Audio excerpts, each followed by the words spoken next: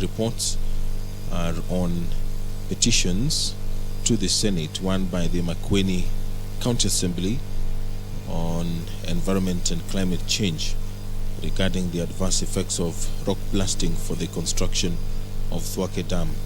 The other report is on a petition to the Senate by Reverend Dr. Emmanuel Chemengich regarding illegal alienation of land belonging to Kitale Primary School by a private developer.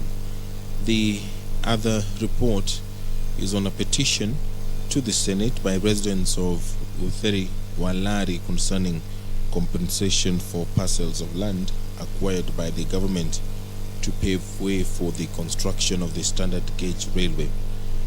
Those reports of petitions will be presented to the Senate by the Chairperson Standing Committee on Land, Environment and Natural Resources.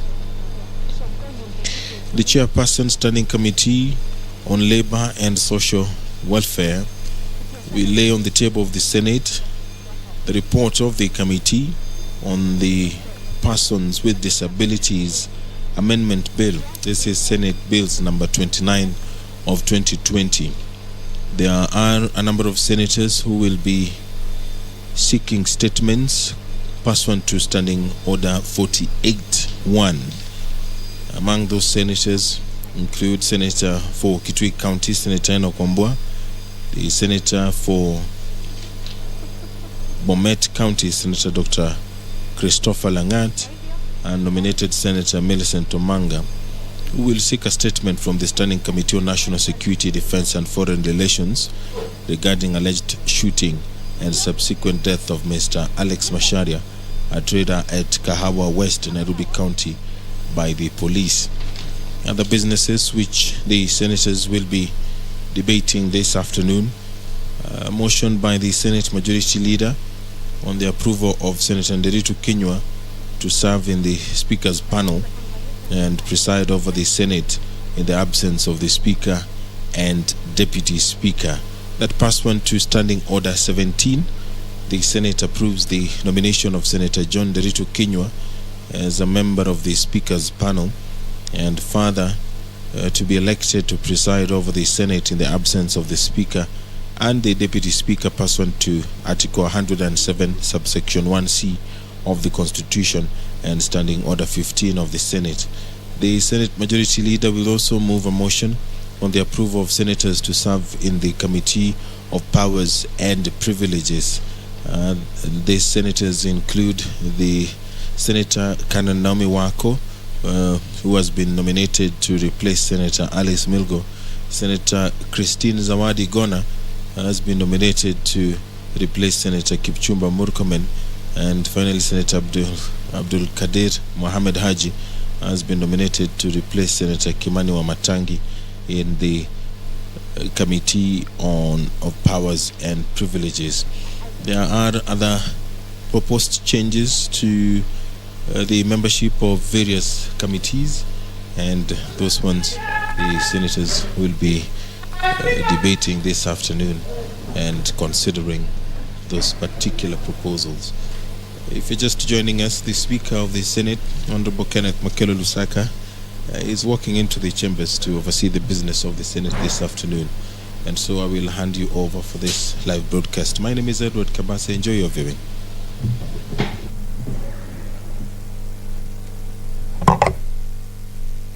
Let us pray. Almighty God, we beseech you to behold with your abundant favor and blessings as your servants whom you have been pleased to call to leadership positions in this republic. We seek guidance to treat and consider all matters that shall come under our deliberation in so just and faithful a manner as to advance the peace, prosperity, and welfare of our country and of those whose interests you have committed to our charge. Amen.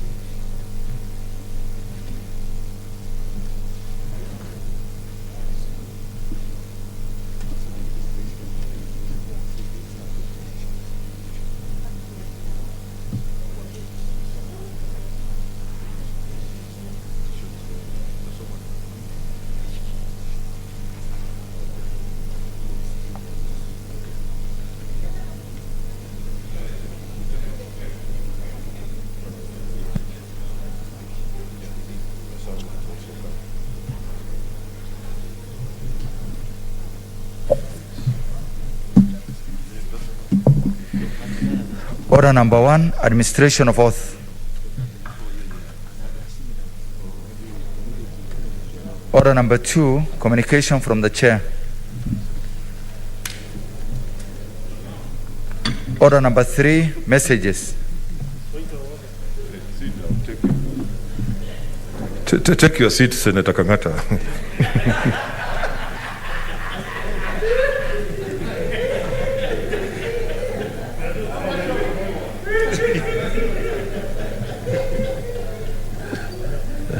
Continue. Order number 4, petitions.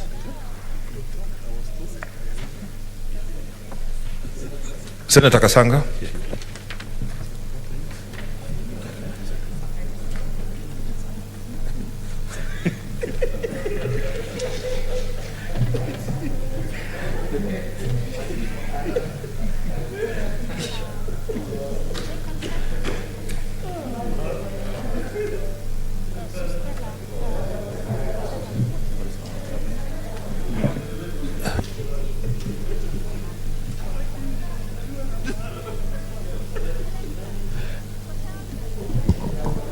Mr. Speaker, sir, I beg to lay the following petition reports on the table of the Senate today, 15th September 2021. The report of the Standing Committee of Land and National Resources on the petition regarding the adverse effects of rock blasting for the construction of Thwake Dam. And 2, the report on Standing Committee on Land, Environment, Natural Resources on petition regarding illegal alienation of land belonging to Kitale Primary School by a private developer, and report of the Standing Committee on Land, Environment and Natural Resources on the petition by residents of Udheri Walari on the alleged compensation for parcels of land acquired by government to pave way for the construction of the standard gauge railway.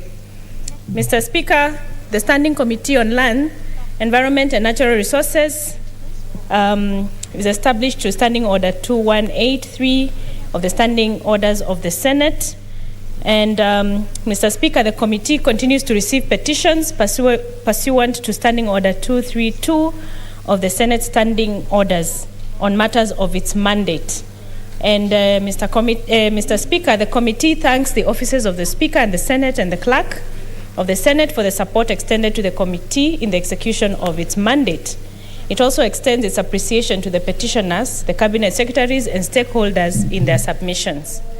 Mr. Speaker, on behalf of the committee, the report on the Standing Committee of Lands, Environment and Natural Resources on the petition concerning the adverse effects of rock blasting at Thwake Dam. So at the sitting of the Senate held on 21st July 2020, the Senate presented the Speaker presented a petition submitted by Mr. Robert Musyoka, Acting Clerk, Makueni County Assembly, on behalf of the Sectoral Committee on Environment and Climate Change concerning the adverse effects of rock blasting at Thwake Dam. And the committee conducted investigations, a site visit in Thwake Dam in Makueni, and met with the community neighboring the Thwake Dam. And the committee noted that the contractor on site confirmed that there was blasting going on at night, and it would continue for at least two more months. At the end, the blasting was causing noise pollution and respiratory problems to the residents. In response to this, NEMA indicated that the contractor on site had acquired all environmental licenses and permits necessary for dam construction, but appeared to be in contravention of the limits set. Mr. Speaker, the committee recommends that NEMA ensures that the contractor on site adheres to all environmental licenses and permits necessary for dam construction, and that as per the Environmental Management and Coordination Act, Section 108, a restoration order is issued should the NEMA find the contractor on site to have caused any environmental damage during the construction process. Mr. Speaker, sir, on the second report, at the sitting held on 17th February 2021, Senator Dr. Mike Mbito reported to the Senate that a petition had been submitted through the clerk concerning the alleged illegal alienation of land belonging to Kitale School Primary by a private developer. The committee invited the Cabinet Secretary of Ministry of Lands and Physical Planning, the chairperson of NLC, and the private investor accused of alienating the parcel of land, Dr. Nathaniel Tum, who appeared virtually before the committee. The committee then conducted a site visit for the school in Kitale, Trans Nzoia, on 10th August 2021, accompanied by the stakeholders. While on the visit of the disputed land, the committee made stringent recommendations on site after learning that the respondent informed the members that he did not own part of the land in dispute. The committee resolved that the portion be resurveyed by the Ministry of Lands, Department of Survey, and a title deed be issued in favor of the school.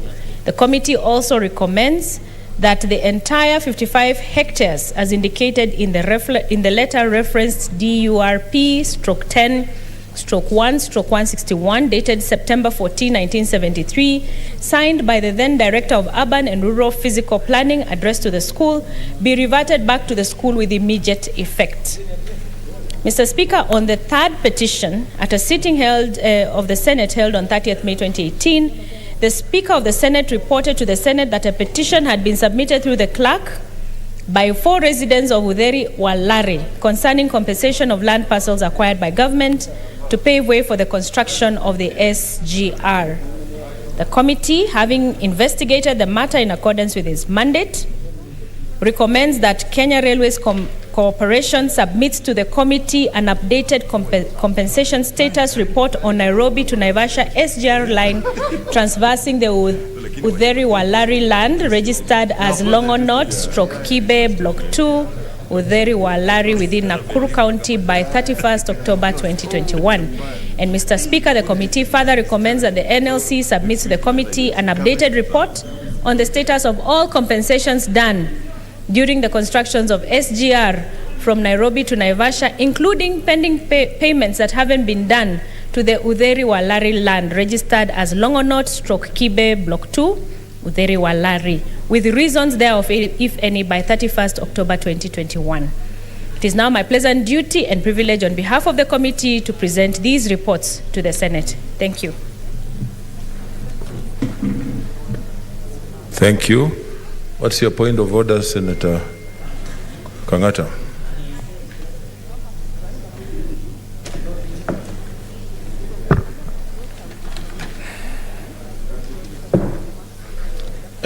Thank you, Mr. Speaker. Mr. Speaker, I rise pursuant to Standing Order 107, which provides... Senator Kangata, I think I can see contributions. There's some interest. Let me give them an opportunity, then I'll give you a chance to. Okay. Senator George Khaneri.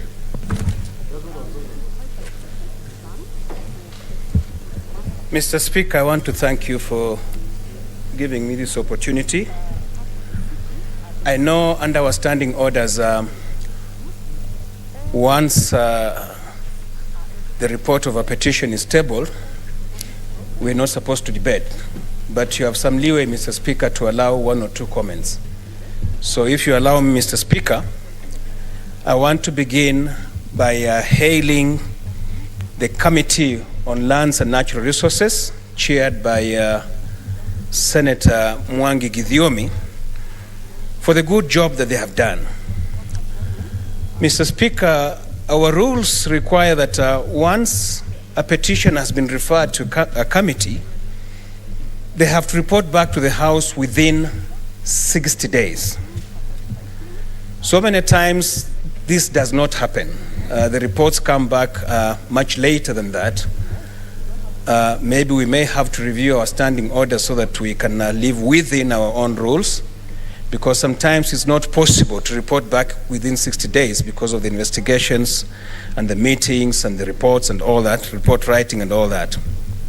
But I want to hail this committee because today they have just tabled three reports of three petitions. One from the county of Makueni about blasting of rocks, and I think we've made very good recommendations to protect the people in that county. The other one, which was very important, about the school land that had been grabbed by an individual, and I think the committee has made very strong recommendations that the land be reverted back to the school, Kitale Primary, and that they be issued with a title deed. Very good recommendations, Mr. Speaker, but then the question is, we do not have the implementation committee. I have said this repeatedly, Mr. Speaker. We may make very flowery and very good recommendations, but without a committee to follow up and ensure that these recommendations are actually implemented, then, Mr. Speaker, it is all an exercise in futility. Mr. Speaker, I want to implore upon you to ensure that before the end of the life of this particular parliament, we must bring back the implementation committee that will ensure resolutions made by this House are actually implemented. I thank you, Mr. Speaker. Senator Wetangula.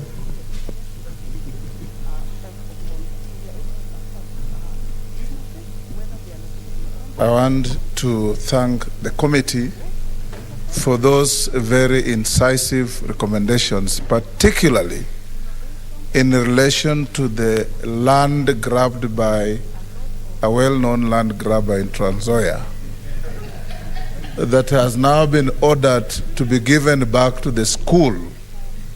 But, Mr. Speaker, I just want to emphasize the point raised by the distinguished Senator for Vihiga. I think I've spoken on the floor of this House, Mr. Speaker, not once, not twice, not thrice, about the need for follow-up to all these very far-reaching and just recommendations. Unfortunately, Mr. Speaker, it doesn't seem to get traction. A whisper from the fly on the wall in the SBC, Mr. Speaker, tells us that your attempt to bring back the implementation committee has been resisted by some members of the SBC. And, Mr. Speaker, it is a shameful thing. We want to encourage you, Mr. Speaker, and urge you that if SBC is becoming an obstruction and a hindrance to bring back the implementation committee, bring the matter to a committee of the whole so that the whole Senate can sit and discuss and agree. Because, Mr. Speaker, every other thing we did, on Monday you allowed us to go to Laikipia to see the suffering of the people of Laikipia under the attacks and the weight of ravaging bandits. We will prepare a report, read it here. Chelargei will make a few pleasant noises about it, and that is the end of it. Mr. Speaker, we must have a committee that follows every resolution of this House, whether it's from committees or the House as a whole, so that all our decisions are not in vain. Thank you. Senator Mtula Jr.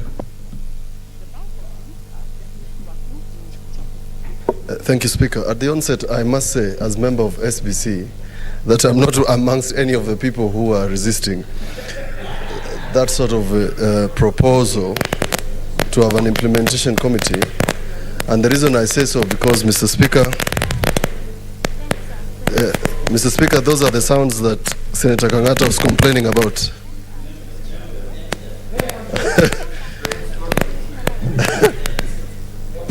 Sorry?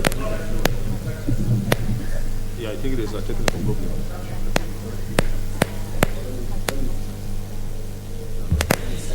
Thank you. I was saying that those obstructions are the ones that ended up with Senator Kangata having various noises when he was making a contribution yesterday. Mr. Speaker, the reason I say that an implementation committee is necessary is because the recommendations of the Special Committee on Solai have never been implemented or followed up to date. Or even the maize. But it's even worse, Mr. Speaker. And Speaker, I wanted your attention. While it is argued by the Secretariat, while they work with us very well, that it is argued that the implementation must be followed by respective committees, it's just not possible. Why? Because the letters that are issued from the office of the clerk do not find their way to either the people who requested for those statements or the committees that were handling that matter. Mr. Speaker, I would like to thank the Committee of Lands. And at this point, Mr. Speaker, wish the chairman quick recovery, Mwangi Githiomi. They have worked extra hard. In the case of Makueni, Mr. Speaker, the blasting of rocks was being done deliberately at night. The blasting of rocks was so bad that it was falling on people's homes. We visited those homes. But without checking, Mr. Speaker, and without the implementation committee that my colleagues are speaking to, Mr. Speaker, there's no way of doing any sort of follow-up. The Ministry of Lands, the Ministry of Urban of Lands, and NEMA sent people to check, Mr. Speaker. And the people whose homes were destroyed have never been given any reprieve from the blasting of rocks. So Mr. Speaker, I think this matter should no longer be the province of SBC. It should come to the plenary. And I've said this before, that sometimes even our own committees are enemies of the work of the Senate. And therefore, that implementation committee that we can bring to the plenary is the best solution to some of the good work that the committees of this Senate are doing, and the very good recommendations that we have passed continuously that appear as academic documents, including, Mr. Speaker, recommendations on the register of debt, recommendations to the National Treasury on release of funds. The other day we had problems here on release of funds, because once we make a resolution that funds should be sent to counties, it becomes a recommendation that should bind the CES Treasury. And if it's not followed, Mr. Speaker, we have to find a method of punishing that cabinet secretary without a motion. We call it contempt of parliament.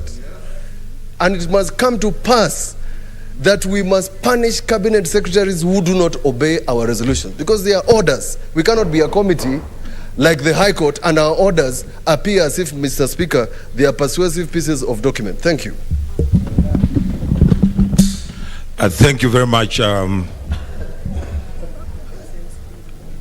know there's more interest, but like we did say, the standing orders just allow a few comments, and I think I've done that. But I want to assure you that I'm going to call for the Procedure and Rules Committee on Wednesday to look at that matter as a matter of priority, so that we can, if it's approved, we get back the Implementation Committee to follow up on the issues that will be discussed here. So I'll be calling for that meeting on Wednesday next week. What's your point of order, Senator Kangata?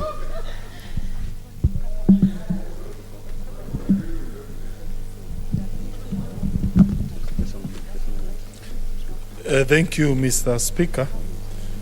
Mr. Speaker, I rise pursuant to Standing Order 107, which provides that the order shall be maintained in the Senate by the Speaker. Mr. Speaker, I draw your attention to first schedule of the standing orders.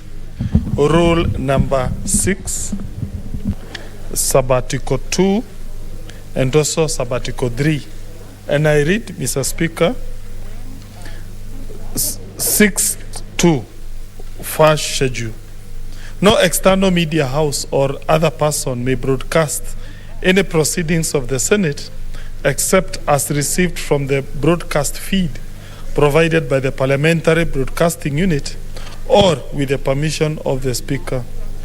Sabbatical 3 provides, and I read, a media house that receives a broadcast feed from the Parliamentary Broadcasting Unit shall broadcast it without any manipulation or distortion.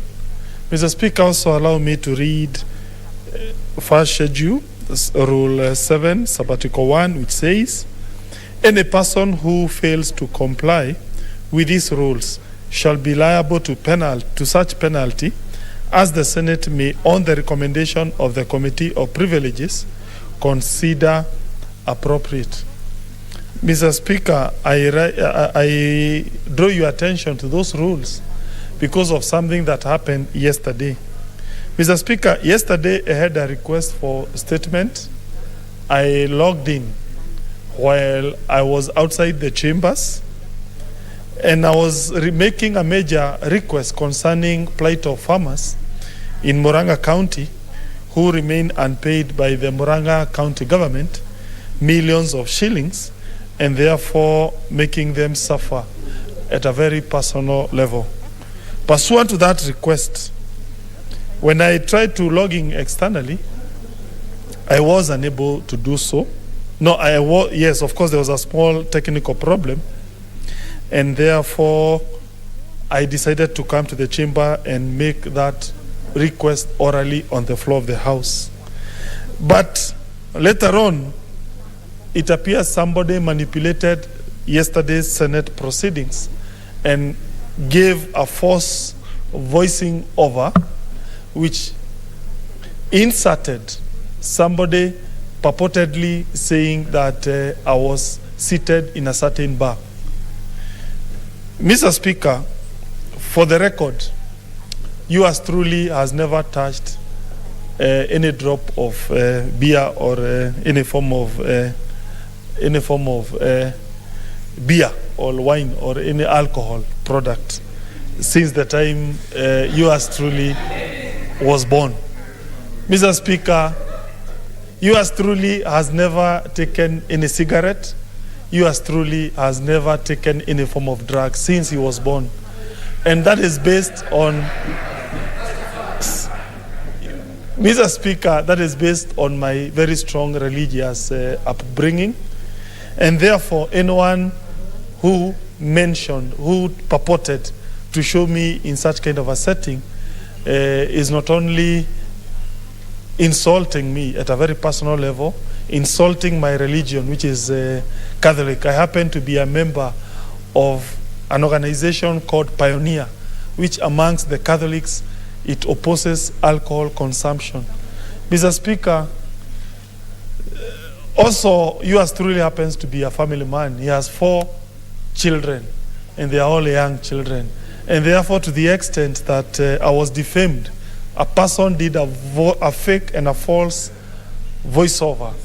To me, that is something that was very hurting to my family. Mr. Speaker, that manipulation, if it stayed in social media, maybe that would be understandable. But it was picked up by the following mainstream media, which have a representation here in this parliament. They come to parliament, they record, and they get access to public facilities. The following media stations are 1, Citizen TV Digital, 2, Star Online Digital, and 3, K24, and also finally Kameme FM. Those 4 media stations, they picked up that fake story and they gave it legitimacy, Mr. Speaker.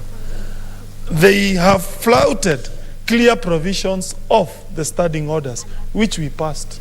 I therefore move you to take serious disciplinary actions against the editors of the 4 platforms. This is not personal, Mr. Speaker. If we allow this to go on, I have no doubt tomorrow another senator will be in the same problem. Today it is Kangata, tomorrow is another senator. And the dignity of this House will be impugned. I call upon Mr. Speaker, please seize this opportunity to call those editors to appear before the Powers and Privileges Committee of this House, and they take remedial actions. Because once they picked up that story, they gave it legitimacy. You have the power to punish the editors of those 4 media stations which picked up this fake story and gave it legitimacy. Thank you. Senator Wambua.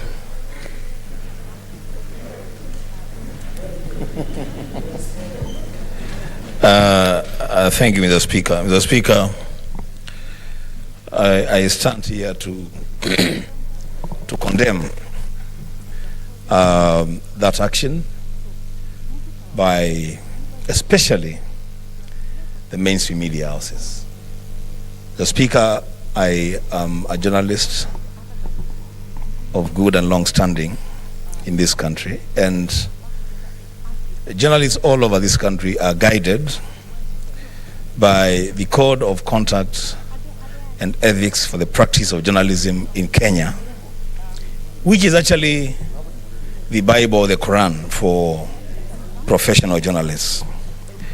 And in that Code of Conduct, Mr. Speaker, a principle of verification of news is a cardinal principle. Speaker, protect me from Senator Nyamunga. Thank you. So, the Speaker, I'm saying that the Code of Conduct for journalists demands that before you publicize any information about any person, you must counter check and verify and be sure that the information you're publishing is factual.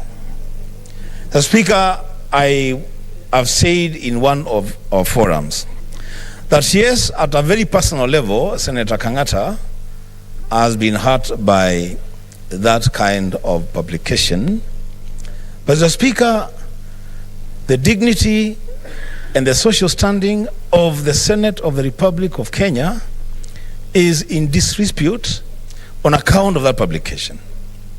Because a wrong impression is created that senators would transact Senate business from brothels. Mr. Speaker, that is a serious matter.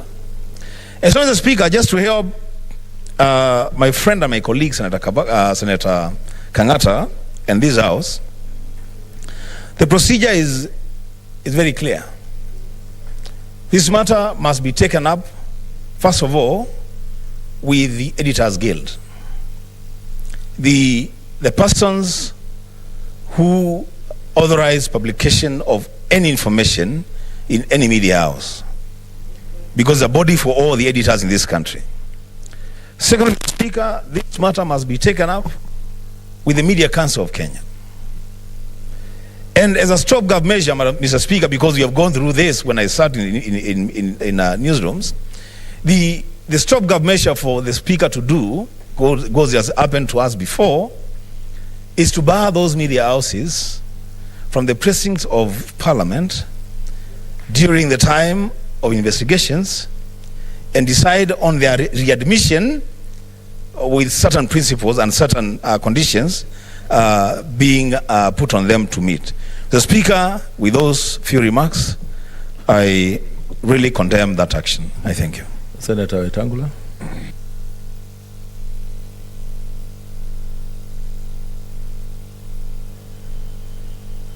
Mr. Speaker, I rise in defense of the distinguished senator from Murang'a, Mr. Speaker.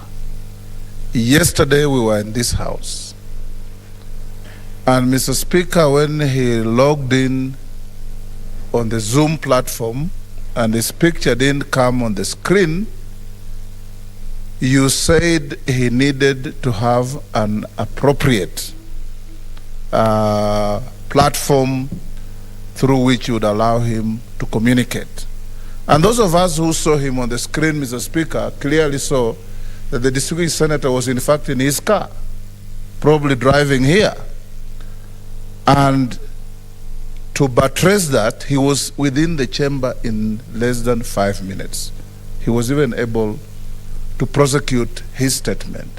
I was horrified, Mr. Speaker, when I woke up in the night to read papers online, to see one paper saying, in written, that you sitting on that chair overheard, I don't know where they got this from, overheard a member saying that the distinguished senator from Murang'a was in Sabina Joy.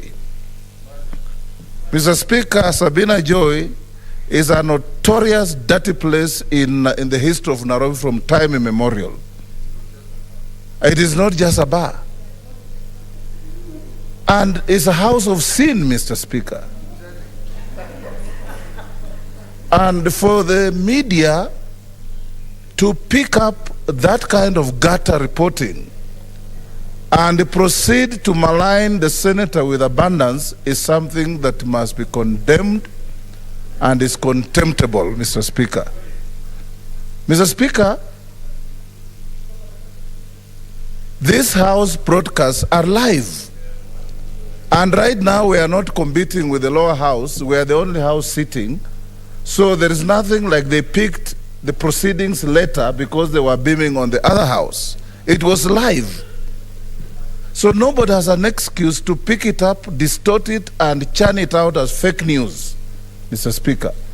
An apology is desired and must be meted out to Senator Kangata and the House, and Mr. Speaker, all the other required punitive measures that have been spoken to by our distinguished colleague who is a long-standing journalist, Senator Wambua, and Kangata himself, are appropriate. Because, Mr. Speaker, you malign one senator, you malign all the senators. You malign one senator, you malign the entire House. And to drag your name in, Mr. Speaker, that you overheard somebody mentioning Sabina Joy is a matter of serious contempt of the chair of this House. Thank you, Mr. Speaker. Mr. Speaker, I was not present yesterday, but on my way back to Nairobi, I was alarmed by the statement that showing that Senator Kangata, who I've known to be a man of good standing, was at Sabina Joy. So I didn't understand what he was looking for there. But worse still, from the video itself, you could tell that the video had been manipulated. What bothers me, Mr. Speaker, is that video has a commentary. Somebody appears to be commenting in the video. Is that Sabina Joy? Is that Sabina Joy? Now, this is how you remedy such things. Number one, KBC who are here must release the correct video, verbatim, and not later than 1 hour after your pronouncement. That's number one. Secondly, you then deal with the people who then broadcasted the wrong video. They must give an explanation to this House as to how they got that video. Mr. Speaker, I must say that I drafted the cybercrime law. And in drafting the cybercrime law, this is exactly what we were avoiding. And when we were complaining about manipulation of servers, this is exactly what we were saying. You, first of all, manipulate numbers, you manipulate a voice, the next time, they are going to manipulate you. They are going to show you without clothes, but with your voice. That's how dangerous it is. And we must deal with this issue because the person who did this not only did this to Senator Kangata, a man of good standing, but violated, befouled the nature and the good standing of the House of the Senate. Mr. Speaker, you cannot be kind to these people. You cannot. And I have seen discussions going on somewhere in a platform. We must tell the media that we must be responsible about what they put out there in social media. We apologize to you, Kangata, and to your family. This must have caused you distress. I don't know where you slept. I hope you slept well.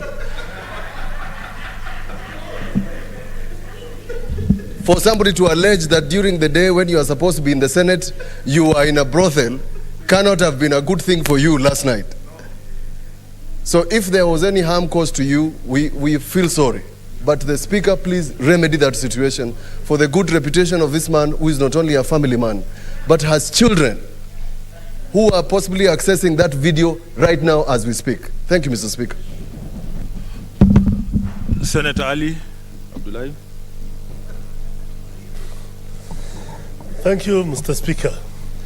Mr. Speaker, sir, I think this country is going to the dogs. If we continue like this and you allow the media to behave the way they want and the media becomes rock, then we are in trouble, Mr. Speaker, sir. If I was the one, then I would not be sitting here like Kangata. I would have been looking for people and dealt with them properly. Because if this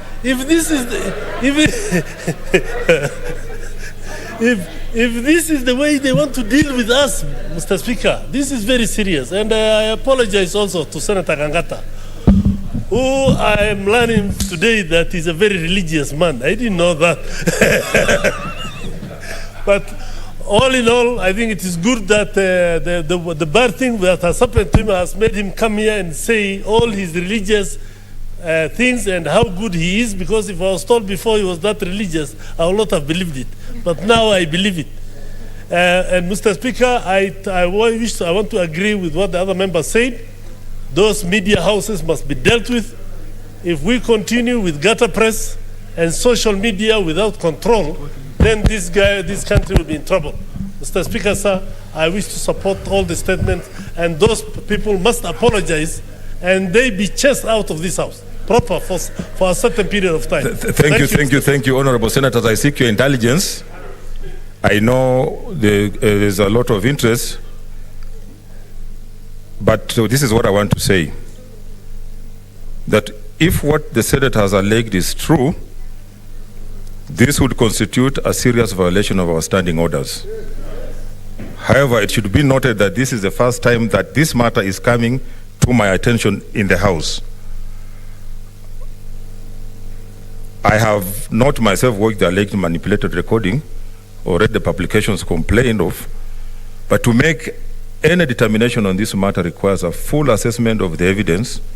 It's not possible for me to make an immediate ruling now, but I promise to give a ruling on Tuesday, which will serve as a lesson to all other media houses that... What's your point of order, Senator? No. No. Let me say, Speaker, allow me to say this. The video where Senator Kangata was speaking is available here. The immediate thing to do through our Senate platform or Senate Twitter is to issue the correct video immediately. And then you investigate the others.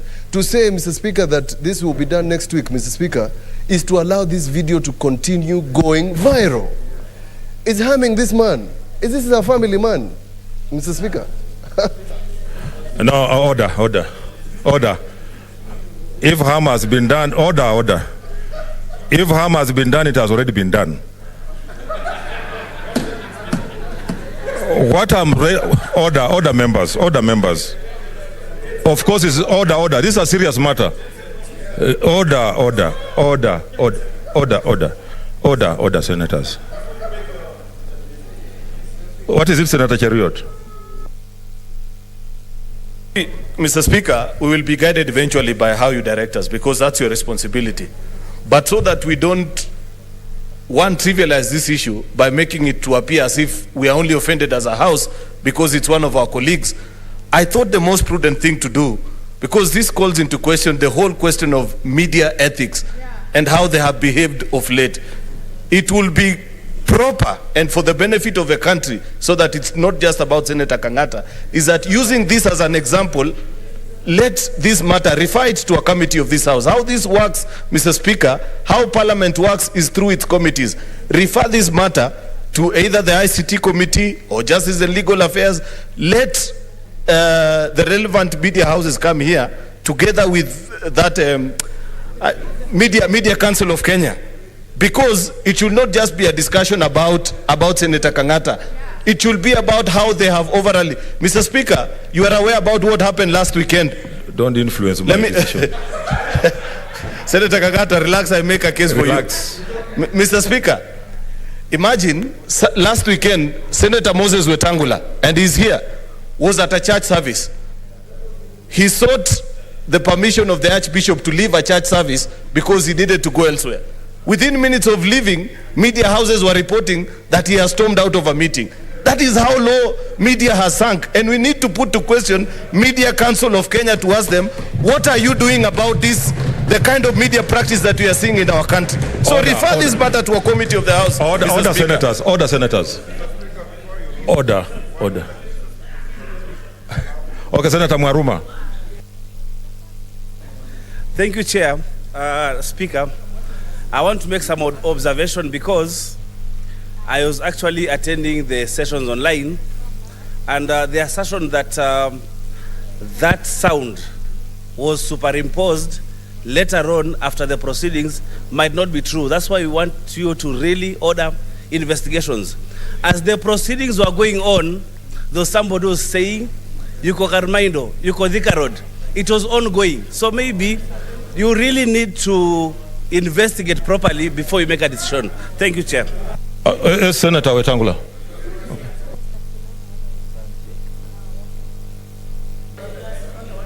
Mr. Speaker, before you make a determination, it will really help this perfect gentleman from Moranga, Senator Kangata. Mr. Speaker, it will help a great deal the reputation of our brother here if you ordered the live recording of KBC to be released and circulated to these offending media houses to replace the fake news that is circulating in a viral manner. So that, Mr. Speaker, as you bring your ruling at a date you are suggesting, they will have purged the offense by releasing the correct version of the proceedings. And I want to tell my brother, Senator Mwaruma from Taita Taveta, we were in this house live. There is not a single person who shouted that Kangata was on Thika Road or at Karmaindo or at Sabina Joy. We were sitting here, the house was dead silent. Even Senator Foisiolo was here sitting with me here. There was no such noise coming from the house, Mr. Speaker. So if anybody is inventing news, fake news, and circulating it to malign Senator Kangata, even if we don't like Senator Kangata, will die defending his right to enjoy his freedom without hindrance, Mr. Speaker. Okay, order, senators. Like I was saying, you know, the Speaker uses evidence produced to him in this House. I was making a ruling, and this is a ruling that this is a serious matter. I have been a victim myself of media. And that's why I'm saying that it does not matter how long it takes, but justice must be done.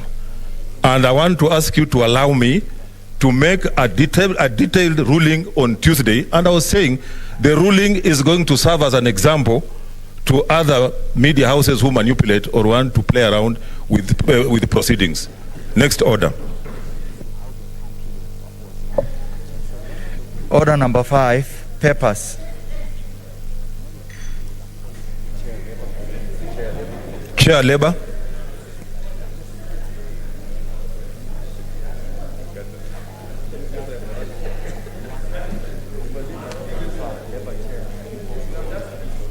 Next order.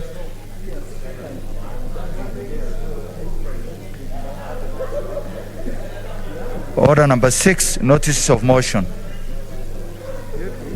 Order number 7, statements. Statements.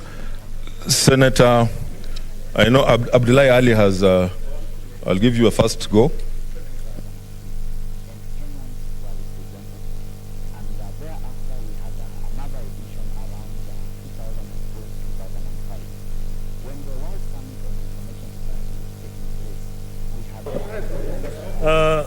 Thank you, Mr. Speaker, sir. Mr. Speaker, sir. Mr. Speaker, sir, I rise pursuant to Standing Order 48-1 to seek a statement from the Standing Committee on National Security, Defense and Foreign Relations regarding the crisis in case of abductions and disappearance of members of the public. Mr. Speaker, sir, in the statement... Let's consult in low tones. Let's consult. It's an important statement being raised. Please. Let's consult in low tones. Thank you, Mr. Speaker. Mr. Speaker, sir, I rise pursuant to Standing Order 48-1 to seek a statement from the Standing Committee on National Security, Defense and Foreign Relations regarding the crisis in the cases of abduction and disappearance of members of the public. In this statement, the committee should, 1, Mr. Speaker, sir, look at the whips here. Oh. No, but let's consult in low tones. Let's consult. Let me say my statement. Please, please. In the statement, I need protection, Mr. Speaker, sir. In the statement, the committee should, 1, investigate reports that security personnel are involved in abductions and disappearance of innocent citizens. 2, explain the circumstances that led to the disappearance of Professor Mr. Abdi Wahab Sheikh Abdi Samad, ID number 8990-184 from Wajir County, who was abducted by 4 men along Tapman Road in the Central Business District in Nairobi and forced into a white double cabin vehicle registration number KCW 341Y on Wednesday, 8th September 2021. 3, outline the measures the Ministry of Interior and Coordination of National Government has put in place, if any, to establish the whereabouts of Mr. Abdi Samad and any other missing person, and to bring to book the persons involved in such heinous acts. And 4, state the steps the Ministry will take to dispel fears caused by allegations that security personnel are involved in incidences of abduction and extrajudicial killings of innocent citizens instead of following due process and arresting individuals suspected of unlawful activities and charging them in court. Thank you, Mr. Speaker. Okay, Senator Enoch Wambua.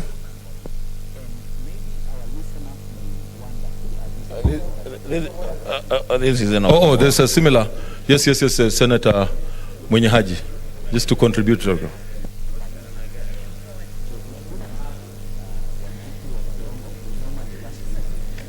Thank you, Mr. Speaker, sir. I rise pursuant to Standing Order number 48-1 to seek a statement from the Standing Committee on National Security, Defense and Foreign Relations regarding the rise in cases of abductions, detention and forced disappearance of people in the country in general and in Mombasa County in particular. Mr. Speaker, sir, in the statement, the committee should, 1, explain the whereabouts of Abdul Hakim Sagar, who was abducted by National Security Agents in Old Town area of Mombasa County on the 18th of August 2021, allegedly for sponsoring terrorism.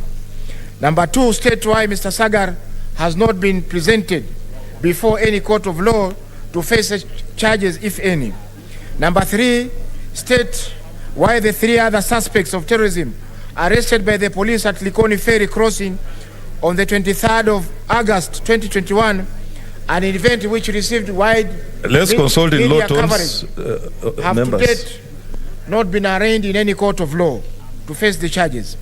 Mr. Speaker, sir, number 4, spell out measures, if any, put in place by the National Police Service to enforce the constitutional provisions and to produce suspects in court within 24 hours of their arrest in order to discourage the emerging trend of detention without trial. Mr. Speaker, sir, in my county, I can count more than 30 people to date who have been abducted by state agents and have not been produced before any court of law. Thank you, Mr. Speaker, sir. Okay, let's consult in low tones. There seems to be a lot of excitement in that corner. I don't know what is happening. Senator Enoch Wambua. Senator Matangi, consult in low tones.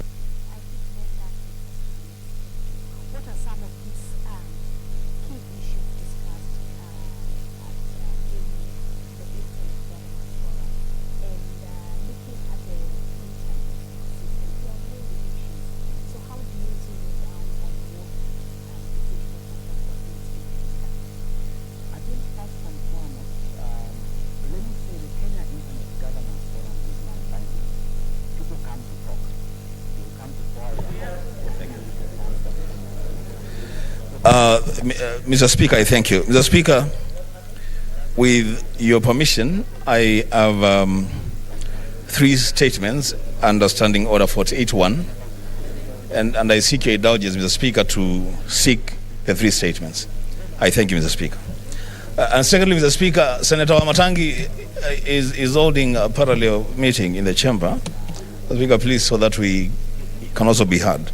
Mr. Speaker,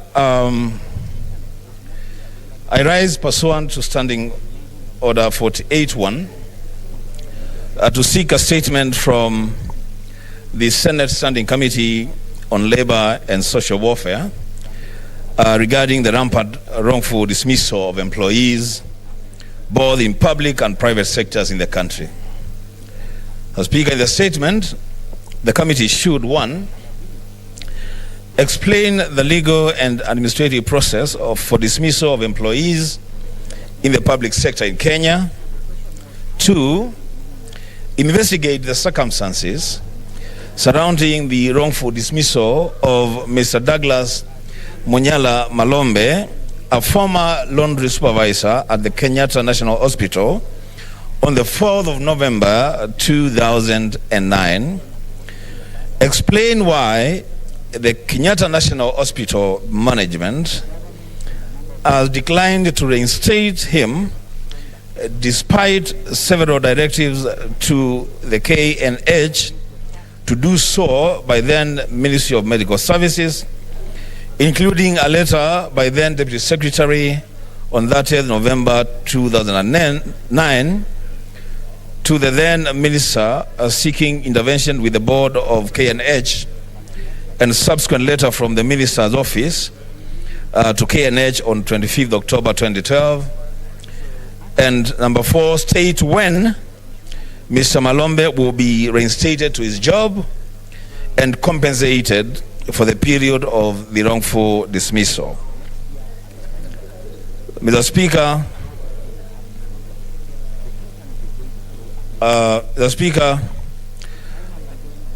the second statement, I rise pursuant to Standing Order 48.1 to seek a statement from the Standing Committee on Education regarding the plight of early childhood development education teachers in counties countrywide.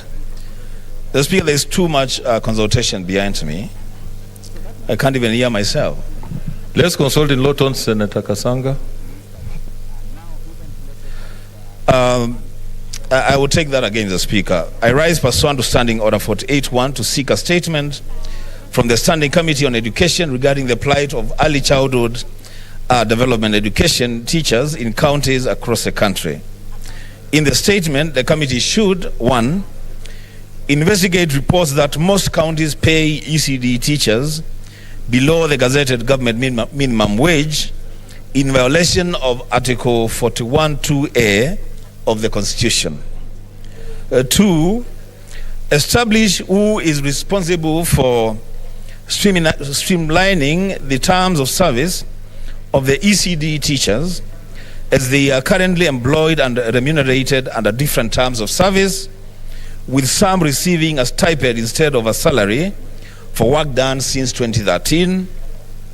Number 3, establish the progress made by the county governments towards implementing the draft scheme of service for ECDE teachers that was validated by various relevant agencies and stakeholders, including the Teacher Service Commission, the Salaries and Remuneration Commission, National Treasury, among others.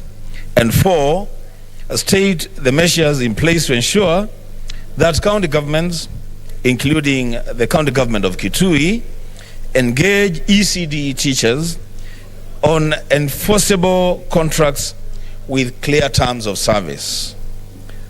Lastly, Mr. Speaker, I rise pursuant to Standing Order 48.1 to seek a statement from the Standing Committee on Labor and Social Welfare regarding the plight of village administrators appointed by the respective county public service boards in accordance with Section 52 of the County Governments Act.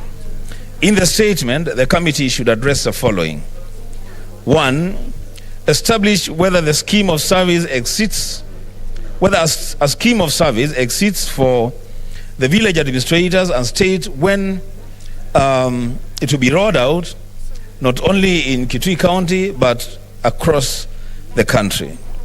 Number 2, state reasons for this cadre of public officers remaining in the same job group for the last 6 years since their employment in 2015, despite the important role they play in delivery of services to the public at village level.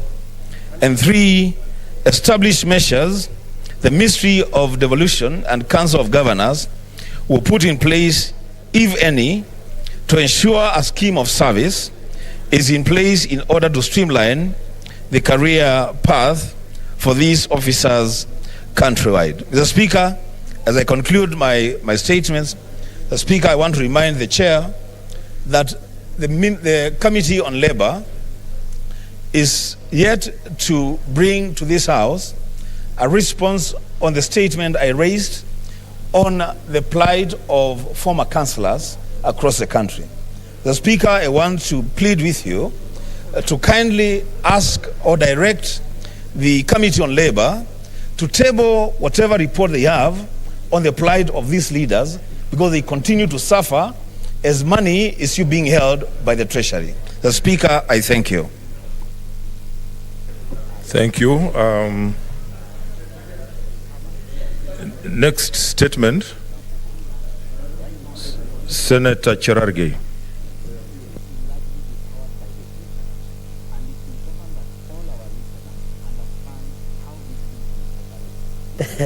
Thank you, Mr. Speaker. I would like to call upon my colleagues to be attentive, because this is the statement on the increase. Let's consult in low tones, Honorable. Distinguished senators. Mr. Speaker, I would request my colleagues. Order.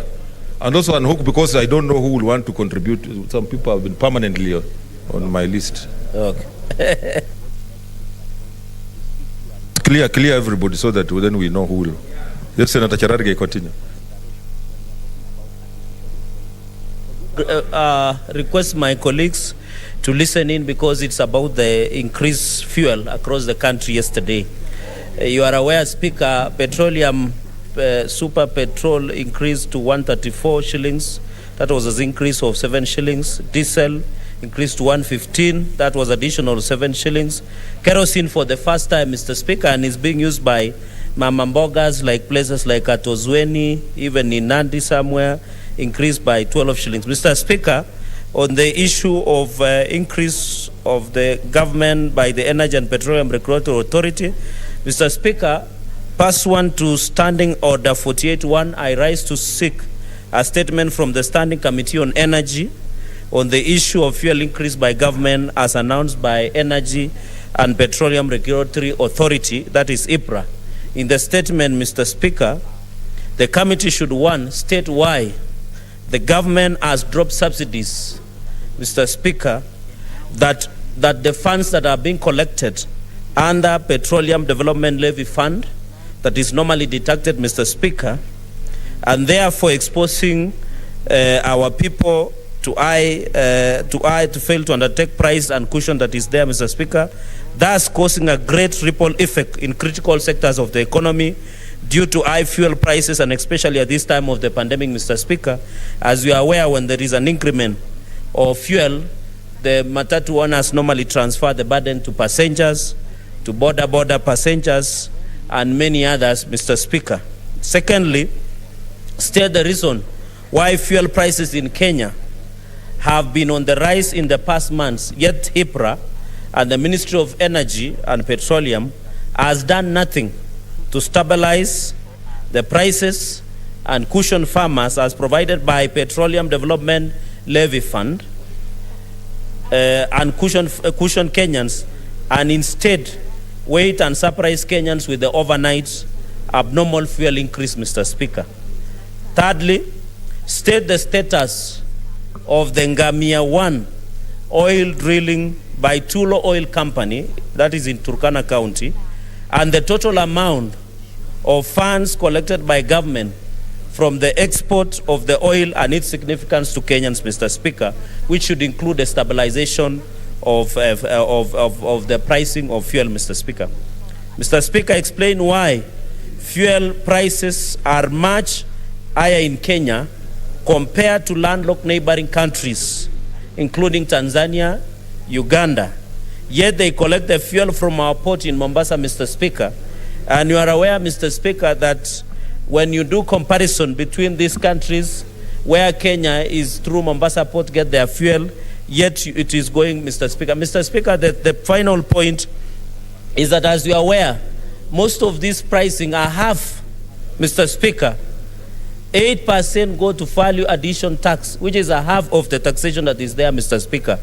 And therefore, in fact, Mr. Speaker, the operationalization, as they are saying in Finance Act 2018 and Tax Law Amendment 2020, the Committee of the National Assembly give the flesh that was there, Mr. Speaker, to ensure that this operationalization. So finally, Mr. Speaker, I want to call upon the committee, and I request, Mr. Speaker, because this is the urgent matter. As we talk, Kenyans are suffering now. Almost a half of Nairobians are working. They cannot board a matatu or a border because the increment of fuel means there is an increment of price, Mr. Speaker. Mr. Speaker, you and me come from the region where farmers depend on diesel to be able to put in their tractors and be able to plow. If the price of diesel increase, it means the price and costing of food production will go very high, Mr. Speaker. And therefore, in Bungoma, in Trans Nzoia, and where I come from, Mr. Speaker, if diesel is very high, Mr. Speaker, and then it means that is being transferred. Mr. Speaker, that was just a rider on the statement that I saw. But I thank you, Mr. Speaker. Don't discuss the statement. Senator Cheruiyot. Thank you, Mr. Speaker. I have to be careful after the incident with Senator Kangata on the things we say. Somebody cheekily mentioned that Senator Cherargei is riding himself, which is not a very good thing in that statement. Mr. Speaker, this is a very topical issue, one that has kept Kenyans engaged for the last 48 hours since this matter was brought to light. That for the first time since the creation of this world, Kenyans are paying figures that are completely obscene for anyone to pay, especially, Mr. Speaker, if you consider the price of fuel as it docks in Mombasa vis-a-vis the price that Kenyans pay at the pump station, which tells you that the bulk of the payments that we are making as Kenyans is actually taxes. When I was a member of the Committee on Energy, Mr. Speaker, we had considered this matter a couple of times, and we had made tremendous gains on areas where we could make savings and ensure that Kenyans pay a figure that is at least justifiable, despite the fact that we need to raise sufficient taxes. However, Mr. Speaker, as is a tradition with the House nowadays, and even this afternoon, there's a motion. Some of us were bungled out of that committee for asking not very friendly questions. I don't know if Senator Ledama survived, but he used to be my fellow troublemaker in that committee, asking these kind of questions. And it is increasingly becoming the habit of this House where committees are being used, and I'm sorry to say this, Mr. Speaker, to sanitize some of the excesses of government. And therefore, Mr. Speaker, on this particular issue, much as the Committee on Energy can lead us on the question, such is the matter that you invite the Committee of the Whole to sit through together with EPRA and the Ministry of Energy to come to the floor of this House and explain. Because, Mr. Speaker, when members of this House retreat to their constituencies this weekend, I can assure you, in every gathering that you will appear, people will want to lynch you because of the price that they are paying, even those who don't drive cars. You have heard that kerosene increased by a whopping 12 Kenya shillings. That has never happened before, Mr. Speaker. And it will be immoral for us as a House to pretend to be discussing any bill, any legislation, without giving due importance to this particular matter. Mr. Speaker, I want to seek your indulgence that this is not even the matter that you wait for 7 days. Such are the matters that you summon those people to appear in less than 24 hours. Because Kenyans are crying. So many people are not able even to prepare a meal in this city because of that particular cause, Mr. Speaker. Therefore, I want to plead with you that much as the statement has been directed to the Committee on Energy, let us have the Committee of the Whole. Because nowadays, there is a very grey line between committees of Parliament and the Executive.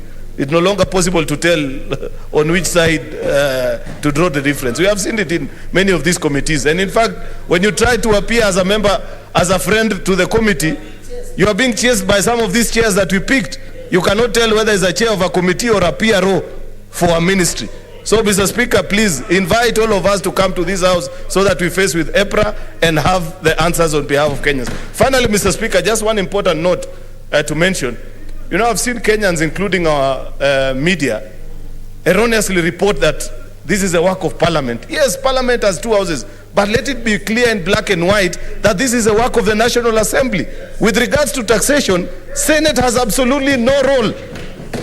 This is the work of National Assembly. Perhaps if they had abided by the ruling that were given last year on how you process bills and had allowed Senate to be part and parcel of lawmaking decisions, including on taxation, I can assure the country that things will not have gone this rock bottom. Therefore, Mr. Speaker, invite us. Thank you. What's your point of order, Senator Mutula Jr.? Speaker, allow me to raise a point of order arising from the statement by Senator Cheruiyot. In March this year, I requested for a similar statement as the one made by Senator Cherargei about the sharp increase in petrol prices, but more importantly, the use of what we call the Petroleum Development Fund levy, which is supposed to take care of the cushion Kenyans on sharp increases. I must say that, Mr. Speaker, in you approving the statement by Senator Cherargei, I think there should have been a question as to why the statement that I raised in March has not been addressed. And Speaker, if a statement of this nature on sharp prices is not addressed in March, then the ministry or IPRA raises fuel in September because they know we are, like Senator Cheruiyot says about the committees forming his coalition, you can't tell between the committee chair and the minister who sits in the executive. So, Mr. Speaker, could you please direct this committee? And in particular, Chairman Ephraim Minor. I've raised concerns about the chairman on questions I've raised on this issue and others, because they must be given the due attention. Otherwise, as Senator Cheruiyot is saying, we appear to be complacent, complicit in some of these things that we have no jurisdiction about. Thank you, Speaker. Senator Rose Nyamunga. Thank you, Mr. Speaker, for giving me this opportunity to comment on this statement by Senator Cherargei. Mr. Speaker, it's not only about the fuel increase all the time. And I think Kenyans, we are being too complacent because anytime it is increased, Kenyans do nothing. We just complain, we come, we speak here in the House, and nothing happens. It's very unfortunate what's happening in this country. And I think we should let the minister and the PS Energy and all the bodies that are concerned, looking even at the the price of electricity. Yesterday, I was so shocked when I got a bill of 53,000 shillings. That is for electricity consumption. And I've been paying around 18, 19. So anytime you complain, they come read your meter, and then they tell you that is what we found on the meter. It is wrong what's going on in this country, and I don't think we should continue like this. Something should be done. There's a big problem in that ministry. And we know what the problem is, and I don't know why we are not solving it. We've seen a lot of, even the transformers that we are using, they are lying all over. And a lot of money has been spent. We cannot be used to salvage a parastatal or a ministry which cannot perform. Yet, this is a monopoly ministry. So I don't think we should just be talking here, bringing statements and doing nothing about it. And Kenyans are suffering. If you increase the price of oil by almost 8 or 7 and above, that's very high per liter. How many people can afford that?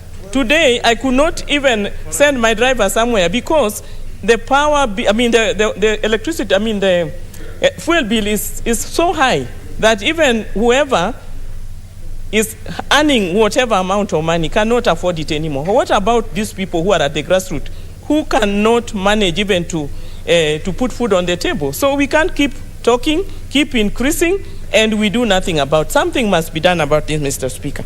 Senator Marianne, they will be voting after this, so I ask you to remain within the principles of Parliament.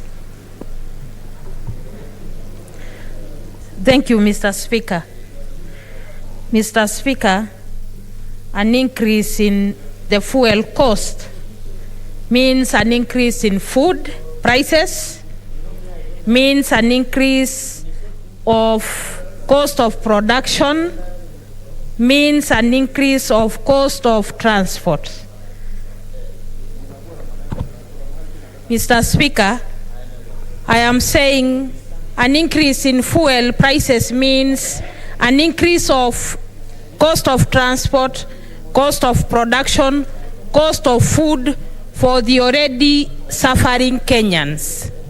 Mr. Speaker, I think we should live in reality. We should be reading how Kenyans are feeling. Already COVID-19 pandemic has put Kenyans in a very poor state in terms of business. So if we are not going to look at this, I think Kenyans will be on their own. And therefore, Mr. Speaker, I think the Energy Committee should summon the Ministry of Energy immediately and the Ministry of Petroleum immediately so that we can look at this and come up with a long-term solution and a short-term solution, because Kenyans are really suffering.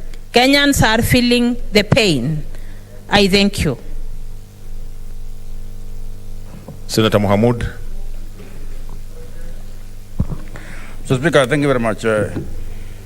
Ideally, the cost of fuel should be dependent on the cost of international fuel prices. We are not aware that fuel price is increasing all over the world, and yet, Minister of Energy keeps increasing fuel prices in the country. We know, Mr. Speaker, taxes account for over 40% of fuel prices in Kenya. And in fact, this is the way that at this time when the economy is down, that the KRA and the people looking for taxes are actually looking for taxes through fuel. That's why they increase the prices. And in fact, this hurts Kenyans because every aspect of Kenya depends on fuel issue. So I think I agree with the other members that we must summon the Minister of Energy, and this matter must be discussed seriously so that we cushion Kenyans against this.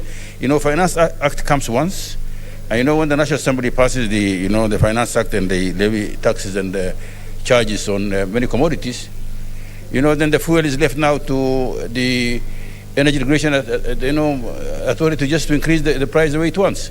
I think something must be stopped, frankly. There must be some cushioning against this haphazard increase of fuel prices by the Minister of Energy. I support. Senator Ephraim Mahina.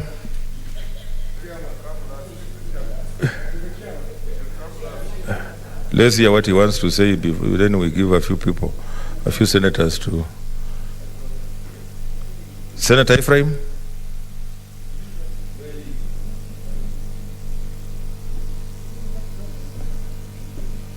Senator Maina. Okay, Senator Olekina. Thank you, Mr. Speaker. Mr. Speaker, I share the same sentiments as my colleagues. And even though I'm a member of the Energy Committee, this is an issue that I actually advocate for a full house, where we summon the Ministry of Energy for a full house committee so that we can be able to be seen to be trying to address these issues by the people who we represent here. Mr. Speaker, in this country now, we are taxing people, which end up leading to them coming up with ingenious ways of evading taxes. You've heard my sister complaining about her electricity bill, and that is influenced by the price of fuel. Some of us pay 17,000, and then all of a sudden you see it's 43,000 shillings. Mr. Speaker, farmers in Narok are now harvesting. Last week, it cost 1,500 shillings per acre on a combined harvester. Today is 2,000 shillings. Tomorrow, because of the rise of fuel prices, it will be 2,500 shillings. Yet the price of wheat has not gone up. For us, farmers who also deal with milk, you'll find that you're transporting that milk from Narok to Nairobi or from Kericho to Nairobi. These companies that buys milk will start buying milk at 10 shillings so that they can be able to meet their expenses. What are we doing? We are killing this economy. Mr. Speaker, Kenyans out there ought to know, and I want to reiterate, that the Senate does not participate in passing taxes. That is a task which is primarily carried out by the National Assembly. So, Mr. Speaker, unless the entire full House committee deals with this matter, when we summon the Minister of Energy, like today he was supposed to appear, he sent an apology that I will not be coming in there. You know, until now we've had to summon him to appear after 7 days. The earliest he can come is on the 17th. So, Mr. Speaker, the next Thursday. So, Mr. Speaker, this is a matter that we cannot continue letting it just to go like that. The problem we have, yesterday, the delegated committee really advised this House that we do not have money. Treasury was setting up a sinking fund. Why set up a sinking fund, yet we don't even know where the money from the petroleum levy fund has gone? Why not borrow from that petroleum levy fund if the taxes are too much to pay on behalf of Kenyans? Mr. Speaker, when back in 2013, the cost of fuel in this country was 67 shillings. Now, 135 shillings a liter. Seriously. And the salaries of most people have not gone up. What are we saying? We cannot tax a country to prosperity. We are just killing this country. So, Mr. Speaker, I really would like to beseech you, and I'm doing this as a member of the Energy Committee, and I'm not admitting that we have failed, but I think the only way that Kenyans will agree and they will support us is when the entire 47 plus the nominated 20 senators grill the Ministry of Energy to be able to find out the problem of this fuel. Finally, Mr. Speaker, you know, history will judge us wrongly, because back in 2013, and I've raised this issue and I will continue raising this issue until someone out there listens, you know, from the executive. A company by the name of Prisco Network Limited was paid by the Exchequer 9.3 billion to bring in fuel. That company never brought in that fuel. They went to arbitration, and all of a sudden they were told to pay 14.3 billion. And yet, the Ministry of Energy is saying, we are not able to recover that money. Now they are killing NOC. Instead of helping it, they want to lift the 30%, legal notice that allowed NOC to be able to import all the oil. Are we really going to be lying to Kenyans? I see the ESCC calling today. Yesterday they called the board members of the Kenya Power and Lighting to be able to go and grill them because of allegedly they were interfering with tenders. Are we serious enough to bring in change into this country? Or is it just going to be another story where after some time, nothing happens? And even if any cases are brought, they'll just be thrown out. So, Mr. Speaker, this country will stop bleeding when we carry out our oversight role effectively, and also every institution out there, like the DPP, really moves out. There's no reason as to why a company, a private company, and I dare say a briefest company, during Kibaki's time, would still not refund the 9.3 billion shillings that they stole from the public until this time. And we're talking about trying to bring in change. If there's anyone out there who doesn't understand that we will never bring any change because of being complicit, it is time for them to wake up. So, Mr. Speaker, this issue of fuel prices going up, this issue of the economy collapsing, this issue, it's making it difficult for Kenyans to make a living. This House must rise to the occasion now and change that to ensure that anyone who is robbing this country and who is not able to perform their task can be able to first suffer the consequences. Finally, Mr. Speaker, on the same issue of these government bodies, if you see what is happening in Kenya Power, Mr. Speaker, you will cry. On a weekly basis, they change the management, all because of corruption. So, Mr. Speaker, I really would like to beseech you, don't send this to my committee. Have it, even if you want my committee to run it, let it be something we can all deal with it in this House. Thank you, Mr. Speaker. Senator Malala.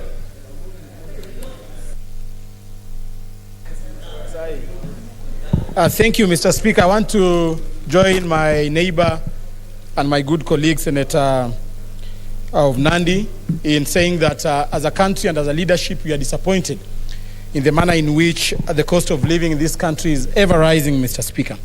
But, Mr. Speaker, the big question we should ask ourselves, what is the root cause of this ever-rising cost on petroleum products? I want to remind this country that in 2018, finance bill, the controversial finance bill of 2018 in the National Assembly, the opposition decided to support a bill that was introducing 8% increase of tax on all petroleum products, Mr. Speaker. And this is where the problem began. This is the genesis of the problem, Mr. Speaker.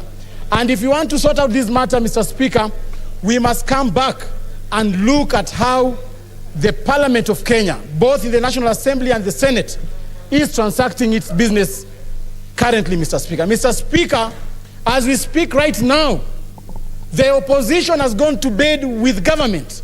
Who will check the government, Mr. Speaker? And therefore, these are the real issues we should be addressing. If we had a substantive opposition in this country, Mr. Speaker, we should not be experiencing this, Mr. Speaker. Mr. Speaker, the chief of opposition is currently dining with the government. What's your point of order, Senator Malala? And we must speak about these issues right now. Order, Senator Malala. I must say this. Order, Senator Malala. What's your point of order, Senator Olekina?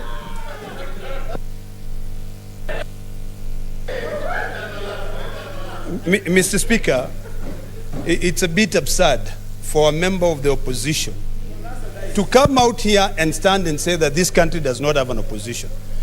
We are not discussing issues of government or opposition. So, Mr. Speaker, in this House, we only have two sides. We have the government side and the opposition or the minority side.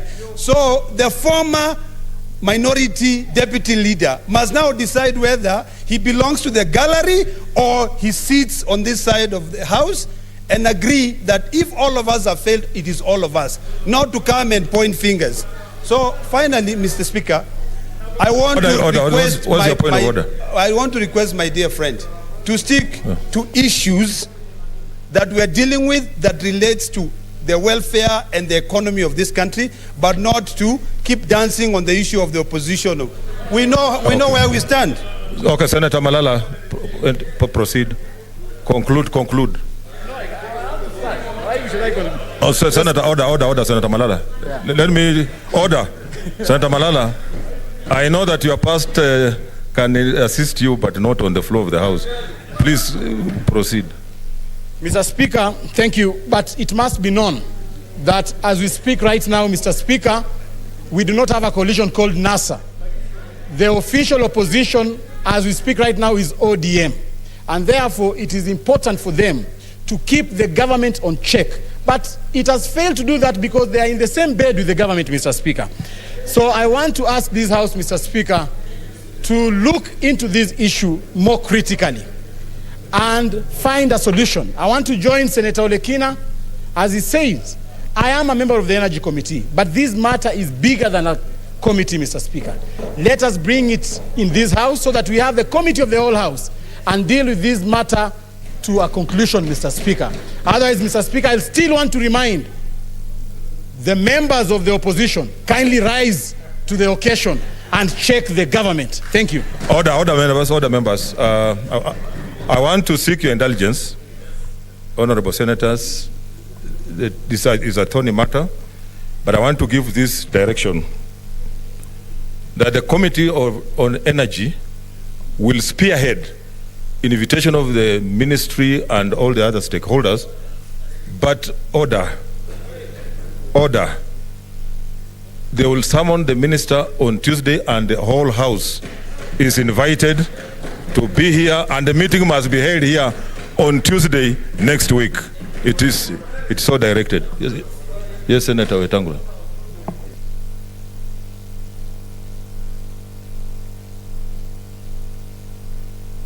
Speaker, Mr. Speaker, that is a sound ruling, but may I request that following the presentations that have come from the floor, particularly from Senator Cheriot and Senator Nyamunga, that you invite the twin ministers of petroleum and energy, so that they can also answer questions on the issue of escalating electricity costs in this country, so that we can deal with both petroleum and electricity, energy and petroleum.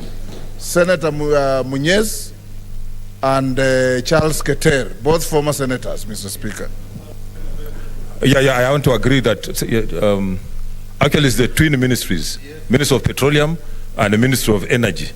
And the CSS must appear in person. It is so directed. Next statement, Cherargeche. I said the whole House on Tuesday. Senator Lilegwe.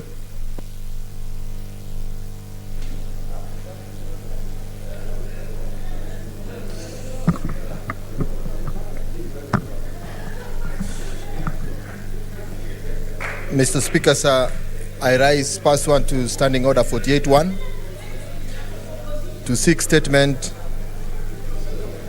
from the Standing Committee on National Security, Defense and Foreign Relations regarding the unfair treatment of members of the Samburu community. Order, Senator Lelegwe. Okay. For the convenience of the House, just take your seat. You'll come. For the convenience of the House, we want to take the vote. Then we'll continue with that. So next order. Yeah, it's order number 12. Order number 12. Order number 12, motion. Adoption of the report of Sessional Committee on Delegated Legislation on the Public Finance Management Sinking Fund Guidelines 2021, Division.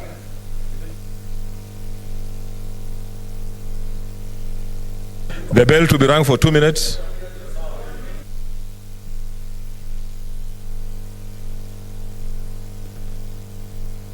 The tellers.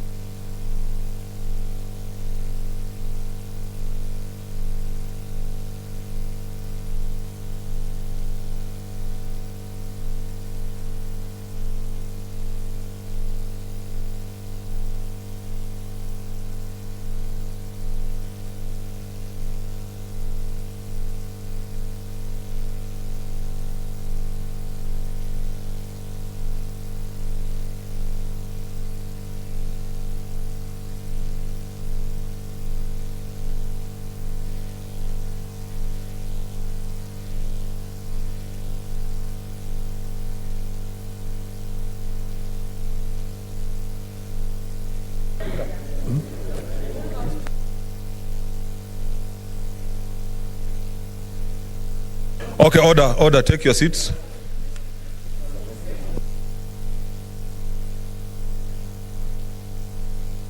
Is a roll call division, eh? Take your seats. Unless you want to freeze. Take your seats first.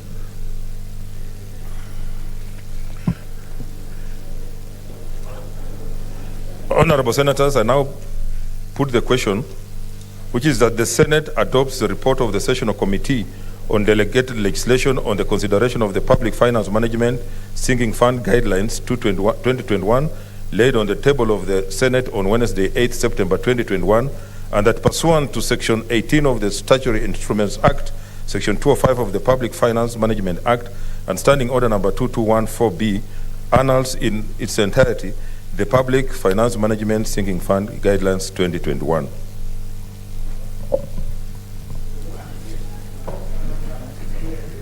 Is a roll call division.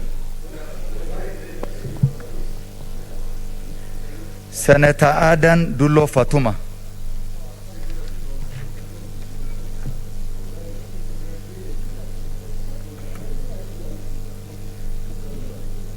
Senator Ali Abdullah Ibrahim.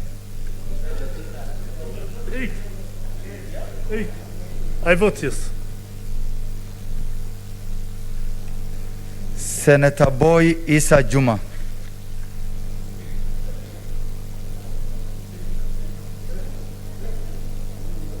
Senator Cherarkei Samson Kiprotich. Mr. Speaker, I vote yes.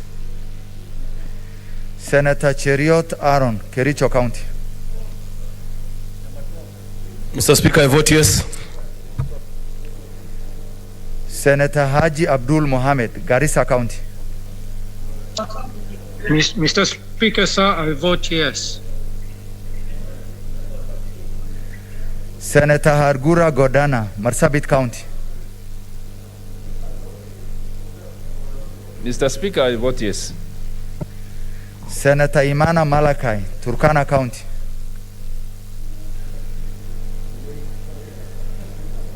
Mr. Speaker, I vote yes. Senator Kajwang Moses Otieno, Homa Bay County.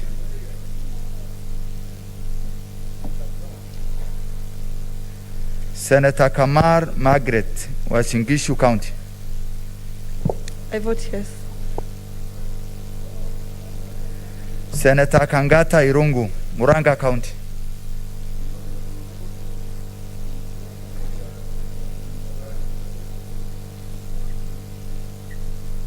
Senator Ghaniri George, Vihiga County. Mr. Speaker, sir, I vote yes. Senator Kibiru Charles, Kirinyaga County.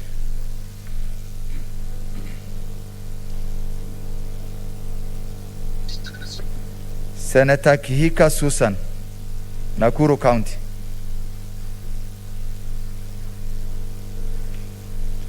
Senator Kimani Wamatangi, Kiambu County.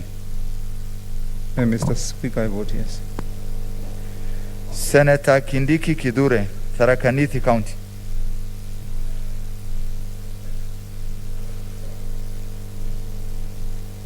Senator Kirinyaga Ephraim, Nyeri County.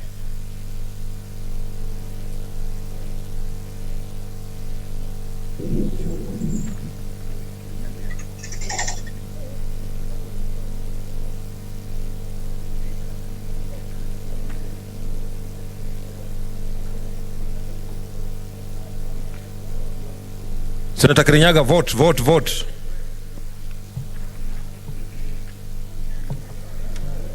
Senator Langat Christopher, Bomet County. Vote, Mr. Speaker, I vote yes. Senator Leleguel Tumbesi, Samburu County. Mr. Speaker, I vote yes. Senator Linturi Mithika, Meru County.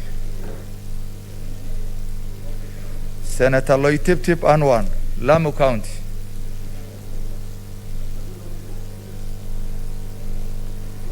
Senator Madzayo Stewart, Kilifi County.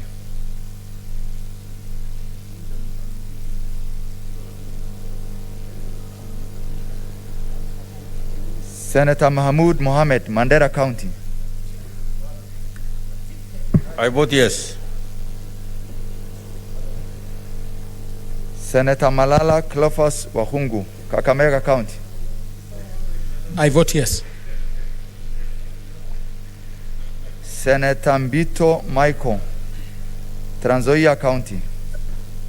I vote yes. Senator Mbogo George Ochilo Ayako, Migori County.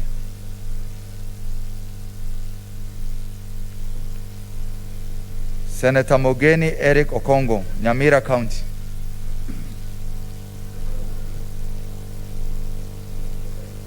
Senator Moi Gideon, Baringo County.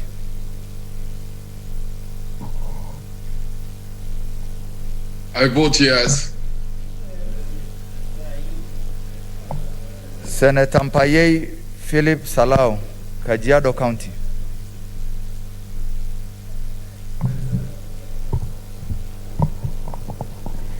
I vote yes on behalf of Kajiado delegation.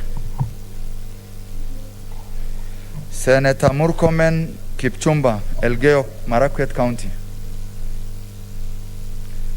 Senator Mudama Agnes Kavindu, Machakos County. Mr. Speaker, sir, I vote yes for Machakos County people. Senator Mutula Kilonzo Jr., Makueni County. Mr. Speaker, I vote yes. Senator Mwangi Paul Gidiomi, Nyandarua County.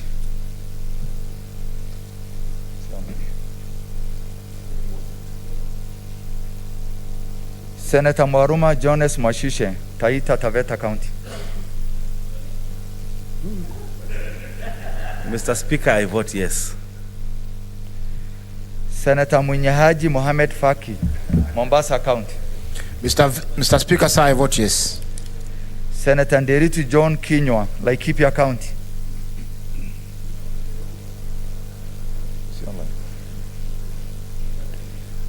Senator Ndwiga Peter Njeru, Embu County. Senator Olekina Ledama, Narok County. Mr. Speaker, I vote yes. Senator Ongeri Samson, Kisii County. Mr. Speaker, on behalf of Kisii County, I vote yes. Senator Orengo James, Siaya County. Mr. Speaker, I vote yes. Senator Outa Frederick Otieno, Kisumu County. He's online. He's online.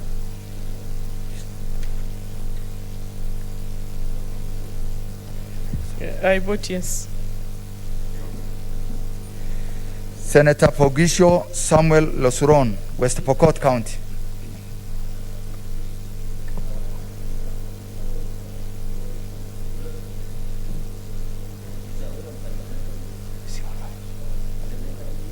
Senator Sakaja Johnson Adha, Nairobi County. Mr. Speaker, I vote yes. Senator Wako Siswila Amos, Busia County. Mr. Speaker, the county of Busia votes yes.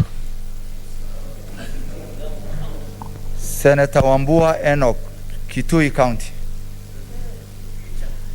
Mr. Speaker, I vote yes. Senator Wario Golich Juma, Tana River County.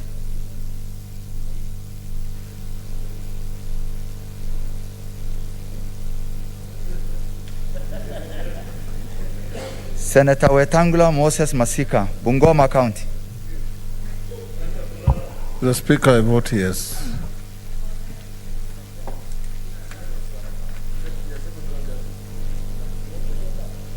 Yes.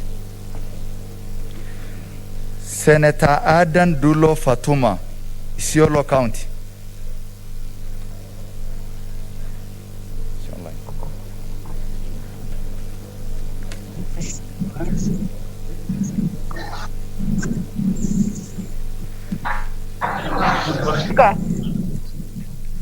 I vote yes.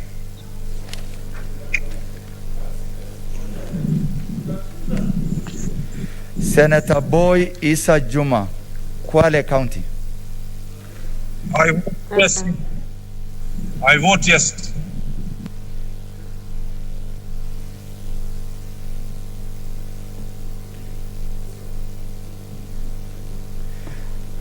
Senator Kangata Irungu, Muranga County.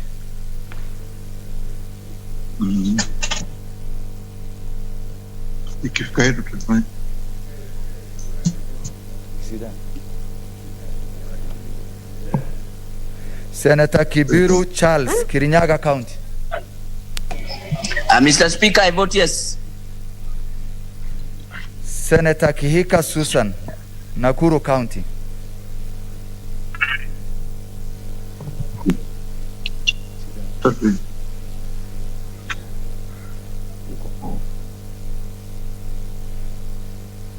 Senator Kindiki Kidure, Tharaka Nithi County. Senator Kirinyaga Ephraim, Nyeri County.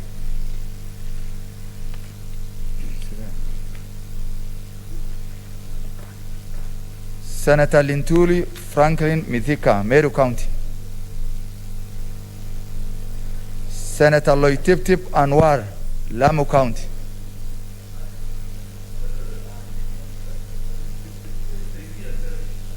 Senator Madzayo Stewart, Kilifi County. I vote yes. Mr. Speaker, sir, I vote yes. Senator Mbogo George Ochilo Ayako, Migori County.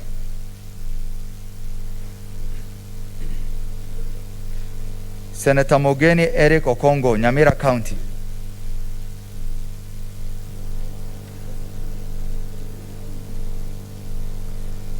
Senator Murkomen Onesimus Kipchumba, Elgeyo Marakwet County. Senator Mwangi Paul Gidiomi, Nyandarua County. Senator Nderitu John Kinywa, Laikipia County.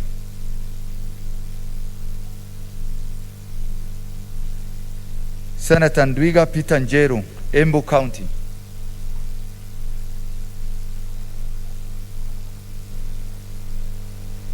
Senator Pogisho Samuel Losron, West Pokot County. Senator Wario Golich Juma, Tana River County.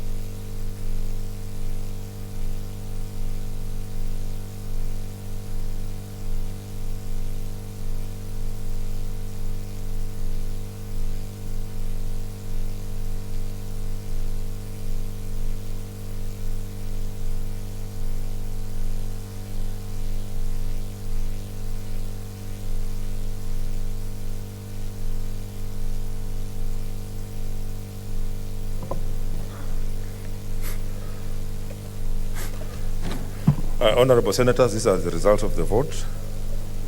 The abstention 0, nays 0, ayes 32. The ayes have it. So we are going to the other 5 divisions, so just remain where you are. The next orders. Order number 13, Committee of the Whole, the County Government Grants Bill, Senate Bills number 35 of 2021, division. Order number 14, Committee of the Whole, the Mental Health Amendment Bill, Senate Bills number 28 of 2020, division. Order number 15, Committee of the Whole, the Basic Education Bill, Senate Bills number 4 of 2021, division. Order number 16, Committee of the Whole, the County Licensing Uniform Procedures Bill, Senate Bills number 32 of 2020, division. Order number 17, Committee of the Whole, the Salaries and Remuneration Commission Amendment Bill, Senate Bills number 31 of 2020, division.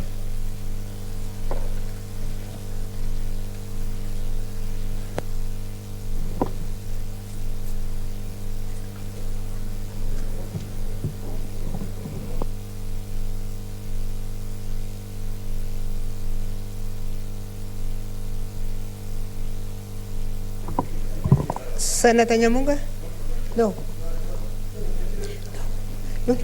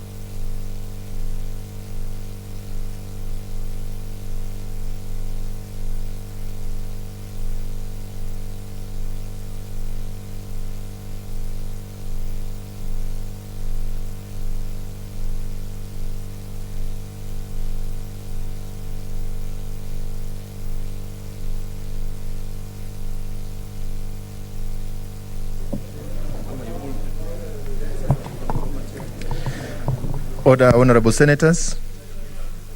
We are now at the Committee of the Whole, and we are proceeding with the County Government's Grants Bill, Senate Bills number 35 of 2021.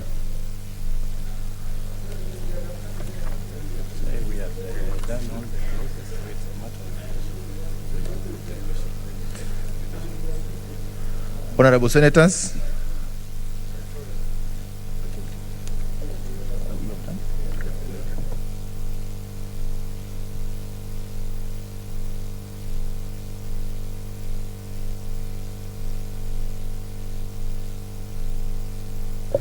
Honorable Senators, we start with the County Government Grants Bill, Senate Bills number 35 of 2021. Note that we have done with all the clauses, and now we proceed with the following 4 divisions. And I put the question of the first division, that clauses 4, 5, 6, and 7 be deleted. Will as many as of that opinion say? Sorry? We will go into division. Question 2, that the new clause 13 be read a second time. Third, that the clauses 3, 8, 9, 11, 12, 2, and the title be amended as proposed. Finally, 4, that clause 3 as amended, clause 8 as amended, clause 9 as amended, clause 10, clause 11 as amended, clause 12 as amended, new clause 13, the first schedule, the second schedule, clause 2 as amended, the title as amended, and clause 1 be part of the bill.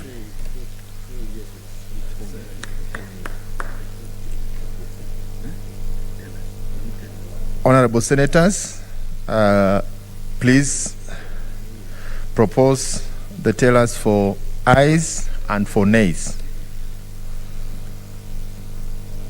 Tellers.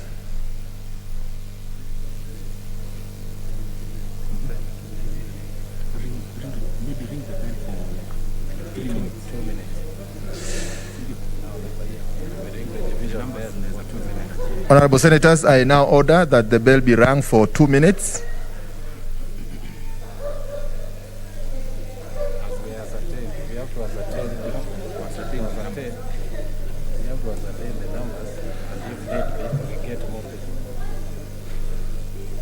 And whips, we have to ascertain the numbers.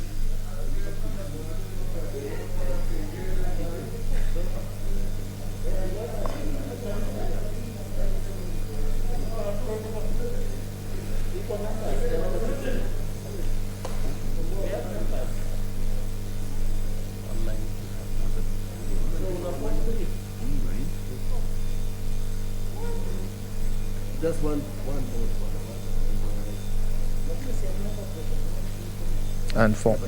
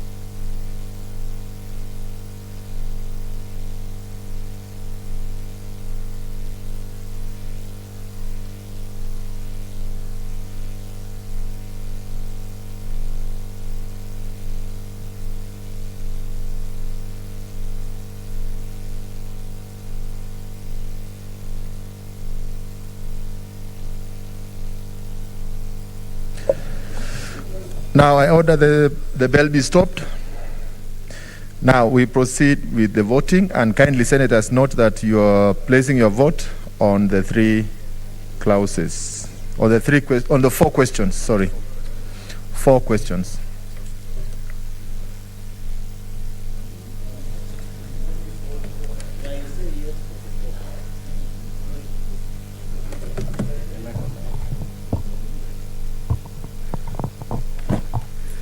Senator Adan Dulo Fatuma, Isiolo County.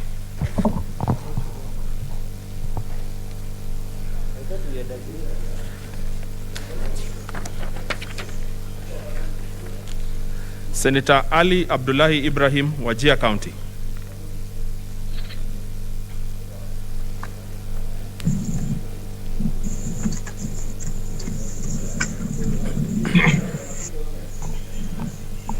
I vote yes. For the 4. I vote yes for all 4. Senator Boy Issa Juma, Kwale County. Mr. Speaker, I vote yes for the 4 bills. Senator Cherargei Samson Kiprotich, Nandi County. Mr. Speaker, I vote yes for the 4. Senator Cheruiyot Aaron Kipkirui, Kericho County.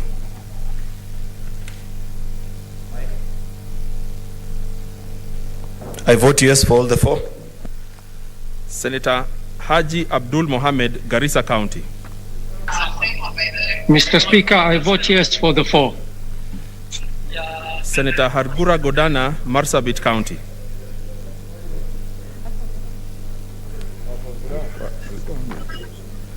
Point of order, Mr. Chairman.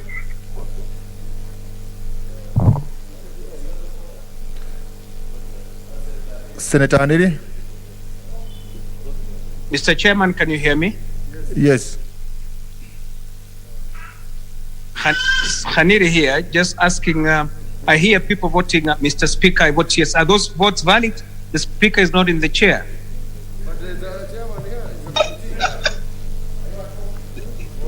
Senator, we are vote to the voting. chair or... Senator, we are voting for 4 questions already proposed. So you may proceed to vote for 4. We are in the committee of the whole, Senator Haniri. Maybe you didn't get my concern, Chairman.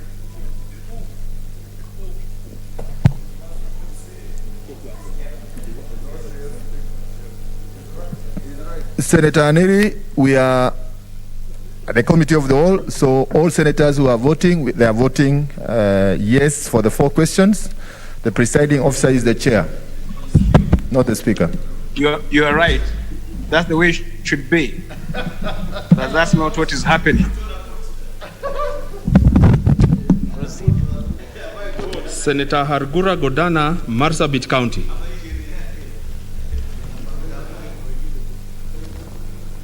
Senator Imana Malaki Charles Ekal, Turkana County.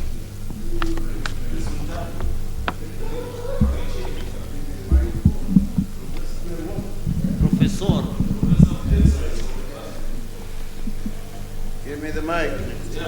Turkana votes for all the 4. Yes, Chair. Senator Kajwang Moses Otieno, Homa Bay County.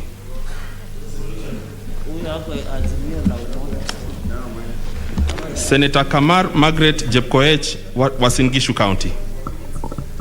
I vote yes for the 4. Senator Kangata Irungu, Moranga County.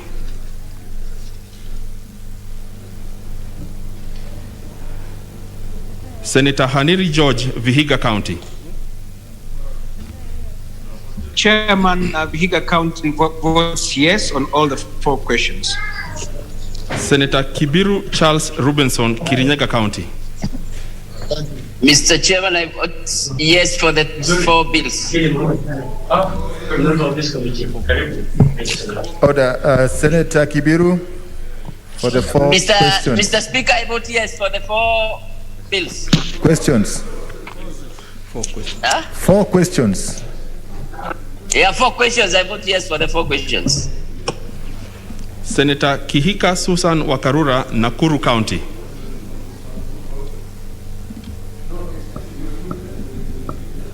Senator Kimani Wamatangi Paul, Kiambu County.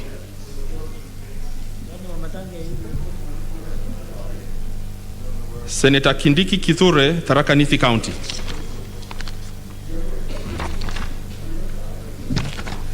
Senator Kirinyaga Ephraim Mwangi, Nyeri County. Senator Langat Christopher Andrew, Bomet County.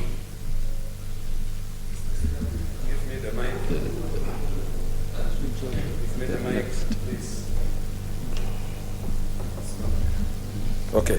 Thank you, Mr. Chairman. I vote yes for all the 4 questions. Senator Lelegwe Eltumbesi, Samburu County. I vote yes for the 4. Senator Linturi Franklin Mithika, Meru County. Senator Loitiptip Anwar, Lamu County. Senator Madzayo Stewart Mwachiru, Kilifi County. Mr. Speaker, I vote yes for the 4 questions. Senator Mahmoud Mohamed Maalim, Mandera County. Chair, I vote yes for the 4 questions. Senator Malala Cleophas Wahungu, Kakamega County. I vote yes. For what? Senator Malala, vote yes for the 4. I vote yes. Yeah, okay. I vote yes.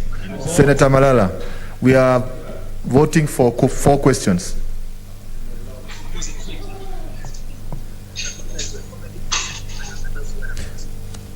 Senator Malala, we are voting I for... vote yes.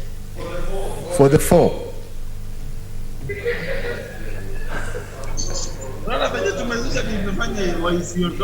Order, Senator Malala, we are voting for 4 questions. So indicate whether you are voting for the 4 or for 1.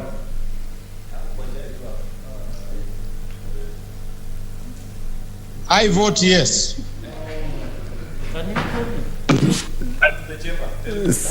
Order, Senator Malala. Can you hear us?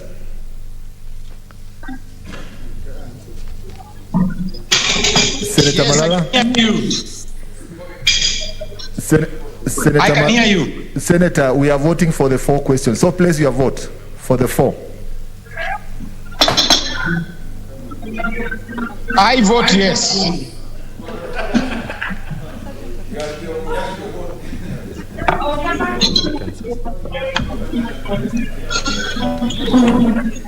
Okay, let's proceed. Senator Malala.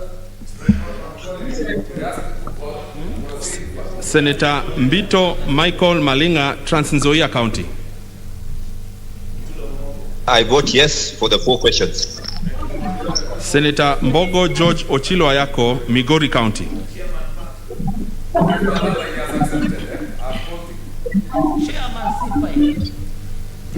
Thank you, Mr. Speaker. I vote yes, yes, yes, yes. Senator Mogeni Eric Okongo, Nyamira County.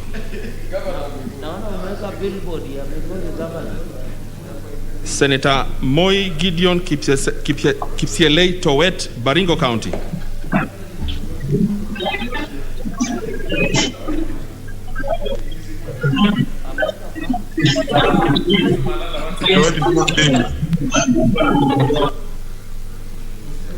Senator Moi Gideon Kipsielei Towet, Baringo County.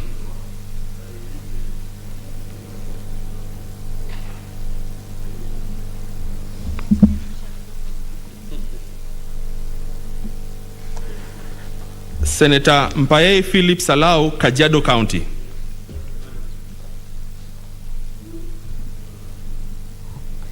I vote yes for the 4 questions on behalf of Kajiado delegation. Senator Murkomen Onesmus Kipchumba, Elgeyo Marakwet County.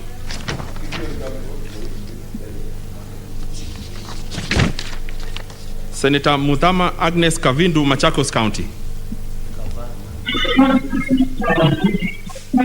Yes for the 4 questions. Senator Mutula Kilonzo Jr., Makueni County. I vote yes for the 4 clauses. Senator Mwangi Paul Githiomi, Nyandarua County. Senator Mwaruma Jones Mwashushe, Taita Taveta County. Mr. Speaker, Mr. Chair, I vote yes for all the 4 clauses. Senator Munyihaji Mohamed Faki, Mombasa County. I vote yes for the 4 questions. Senator Nderitu John Kinywa, Laikipia County. Senator Ndwiga Peter Njeru, Embu County. Senator Ledama Olekina Ledama, Narok County. Mr. Chairman, I vote yes for all the 4 clauses. Senator Ongeri Samson Kegengo, Kisii County. Chairman, I vote yes for all the 4 bills. Senator Orengo James, Siaya County. Mr. Chairman, I vote yes for the 4 clauses. Senator Outa Frederick Otieno, Kisumu County.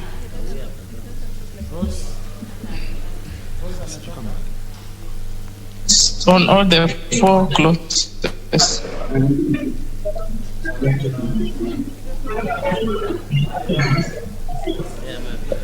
Senator Outa, place your vote again.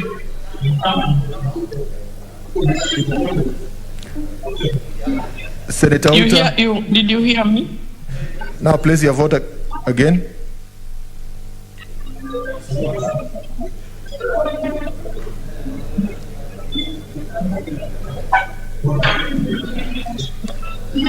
Senator Outa.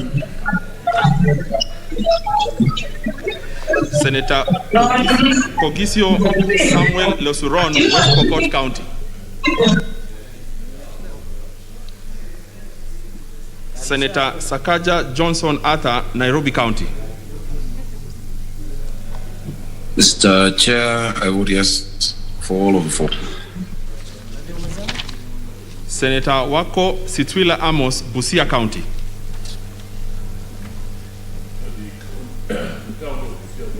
Yes to the 4 questions, stroke clauses, stroke anything.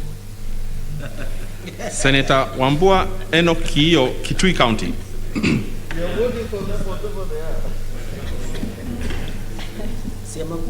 Senator Wario Golich Juma,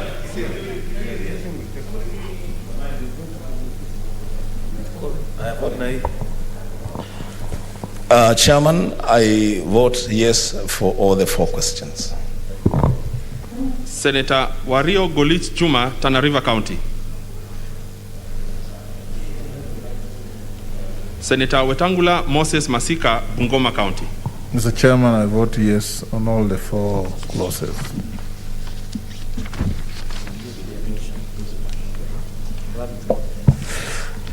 Senators, we are going to repeat the roll call for the senators who have not voted. Senator Adan Dulo Fatuma, Isiolo County. Senator Hargura Godana, Marsabit County.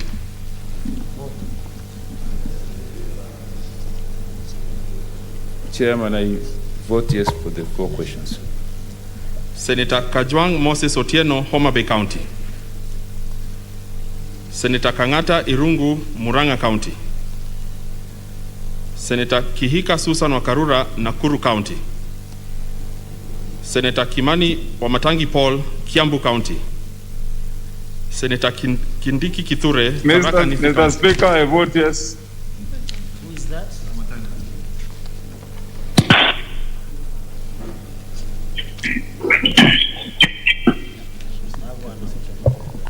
Yes, voted. Senator Kindiki Kithure, Tharaka Nithi County.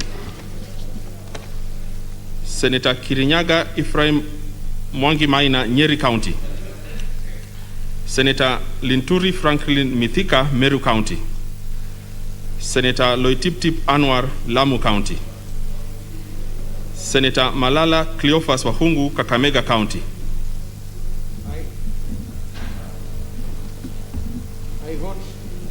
I vote yes for the 4. Senator Mogeni Eric Okongo, Nyamira County. Senator Moi Gideon Kipsiale Towet, Baringo County.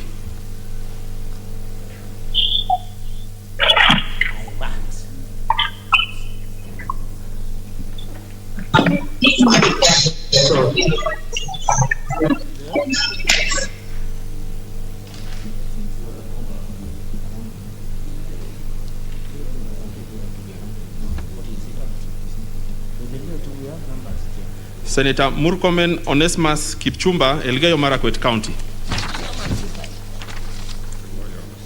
Senator Mwangi Paul Githiomi, Nyandarua County. Senator Nderitu John Kinywa, Laikipia County.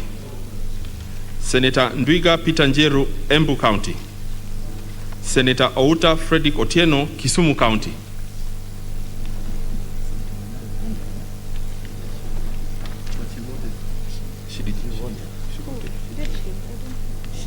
Me, I vote yes on all the 4 clauses. Senator Pogisio Samuel Losuron, West Pokot County. Senator Wario Golich Juma, Tana River County.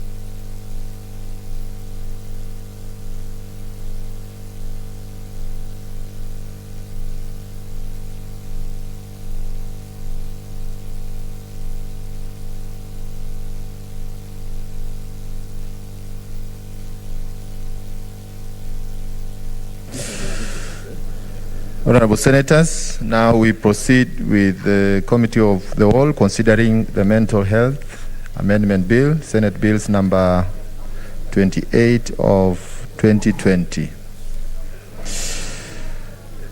Order, Senators, tell us for nays and for ayes. Senator Malala, order. You can be the teller for the ayes.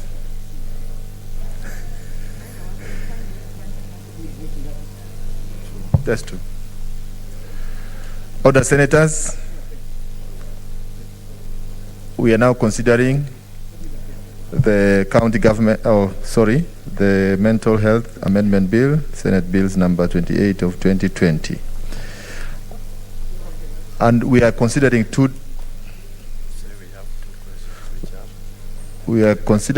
questions. And I proceed to put the question, which is that clauses 5, 8, 15, 32, 33, 38, and 50 be amended as proposed.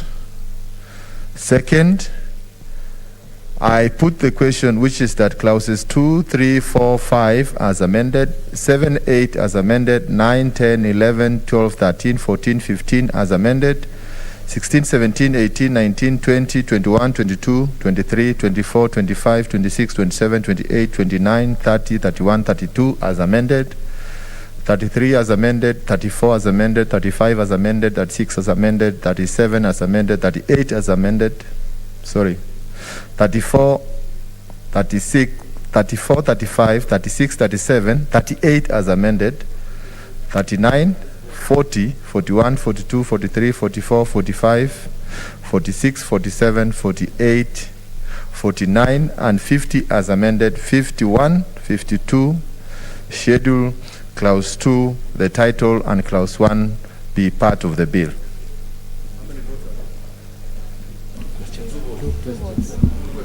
Honorable Senators, as you place your vote, kindly indicate for the two questions. Senator Adan Dulo Fatuma, Isiolo County. Senator Ali Abdullahi Ibrahim, Wajir County.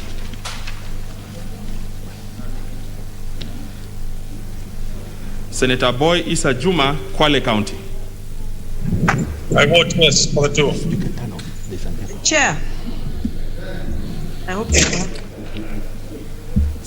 Senator Dulo.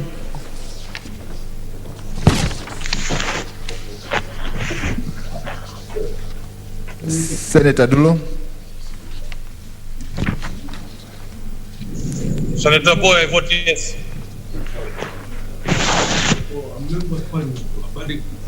Senator Dulo, we can see you. Proceed. I vote yes. Vote yes. Senator Ali Abdullahi Ibrahim, Wajir County.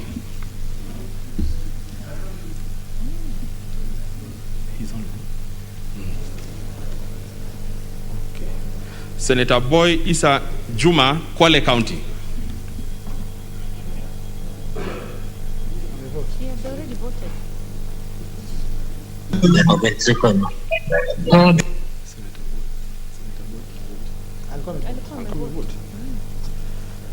Senator Cherarkei Samson Kiprotich, Nandi County.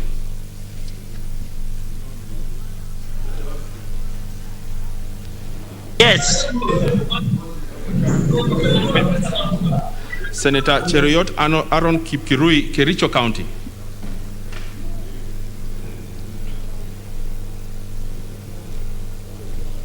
Senator Haji Abdul Mohammed, Garissa County.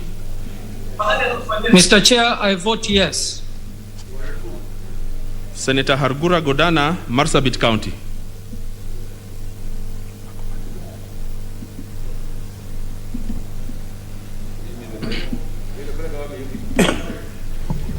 Mr. Chair, I vote yes for the two.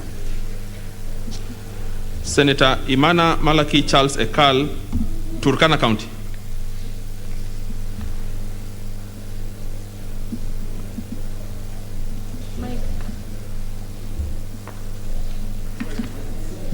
Mr. Chair, I vote yes for the two questions.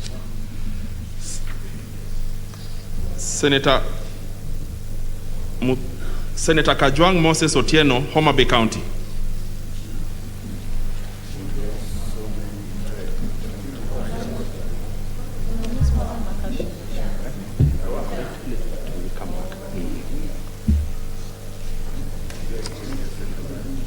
Senator Kamar Margaret Jepkoech, Uasin Gishu County.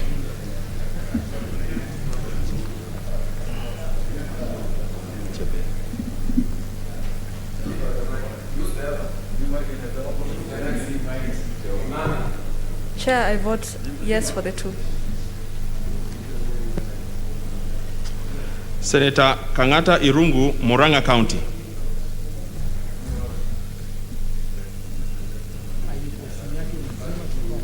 Senator Haniri George, Vihiga County. Mr. Chairman, I vote yes on the two questions. Senator Kibiru Charles Rubenson, Kirinyaga County. Is my vote Mr. recorded? Mr. Chair, I vote yes for the two questions. Senator Kihika Susan Wakarura, Nakuru County. Senator Kimani Wamatangi Paul, Kiambu County.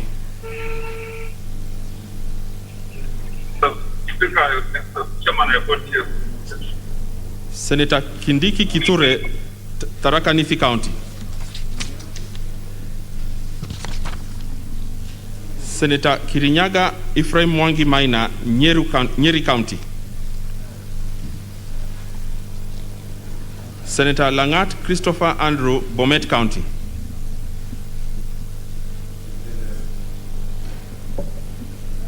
Mr. Chair, I vote yes for the two questions. Senator Leleguel Tumbesi, Samburu County. I vote yes for the two. Senator Linturi Franklin Mithika, Meru County. Senator Loitip Anwar, Lamu County. Senator Madzayo Stewart Mwachiru, Kilifi County.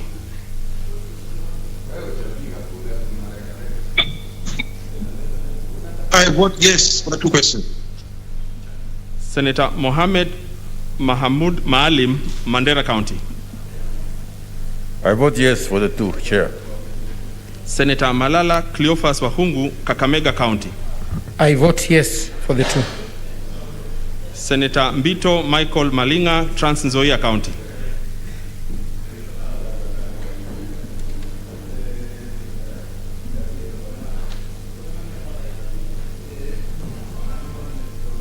Senator Mbogo George Ochilo Ayako, Migori County. Mr. Speaker, I vote yes and yes. Senator Mogeni Eric Okongo, Nyamira County. Senator Moi Gideon Kipsielei Towet, Baringo County.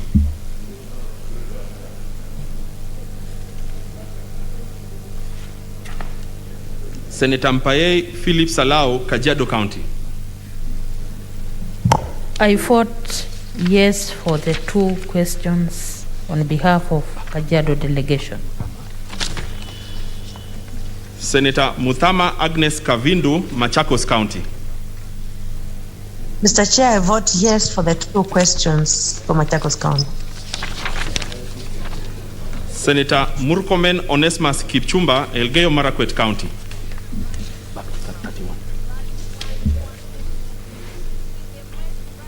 Senator Mutula Kilonzo Jr., Makueni County. I vote yes for the two questions. Senator Mwangi Paul Githiomi, Nyandarua County. Senator Maruma Jones Mwashushe, Taita Taveta County.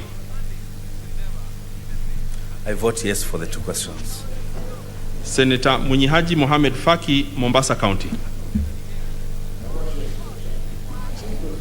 To the two questions. Senator Nderitu John Kinywa, Laikipia County. Senator Ndwiga Peter Njeru, Embu County. Senator Ledama Olekina, Narok County.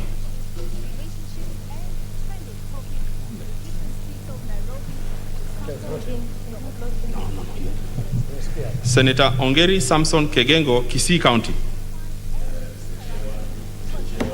I vote yes for the 2 questions. Senator Orengo James, Siaya County. Mr. Chairman, I vote yes for the 2 clauses. Senator Outa Frederick Otieno, Kisumu County. I vote yes for the 2 questions. I vote yes, Chair. Senator Pogisio Samuel Lesuron, West Pokot County. Very fine. Senator Sakaja Johnson Arthur, Nairobi County.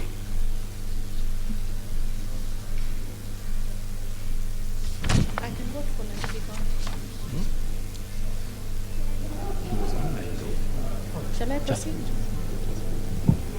For Nairobi County, I vote yes for the 2 clauses. Senator Wako Sitwila Amos, Busia County. For the county of Busia, I vote yes to the 2 questions. Senator Wambua Enoch Kiyo, Kitui County.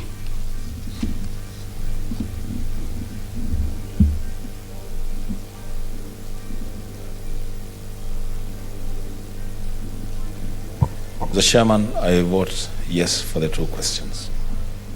Senator Wario Golich Juma, Tana River County. Senator Wetangula Moses Masika, Bungoma County. Chairman, I vote yes on the 2 questions. Kuna namba? Kuna numbers? Chairman.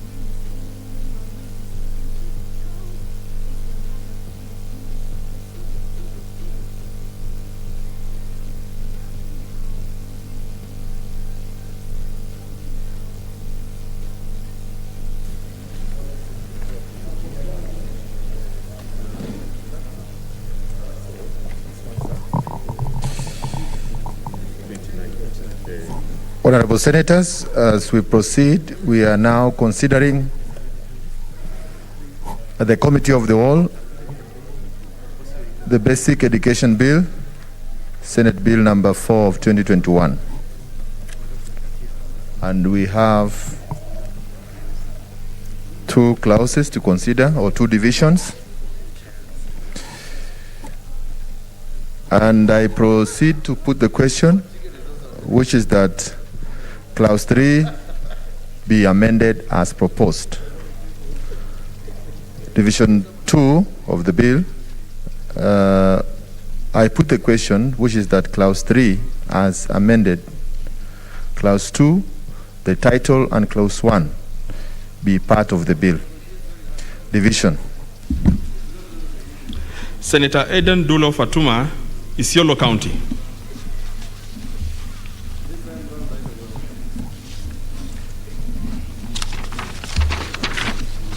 Senator Ali Abdullahi Ibrahim, Wajir County.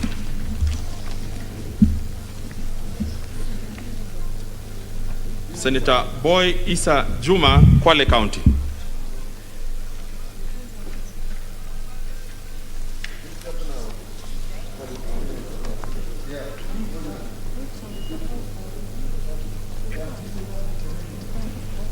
Senator Cherarkei Samson Kiprotich, Nandi County.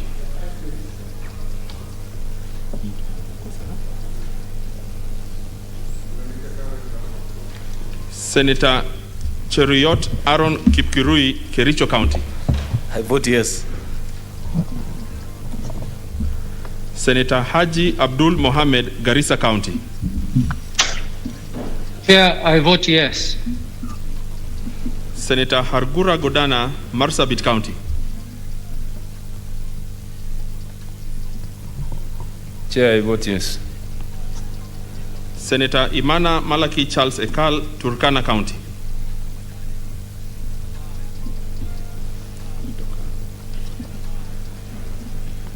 Senator Kajwang Moses Otieno, Homa Bay County. Chairman, I vote yes for the two.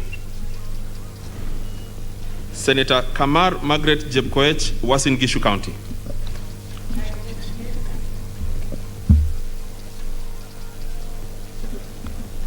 Sir, I vote yes for the two, Chair. Senator Kangata Irungu, Muranga County.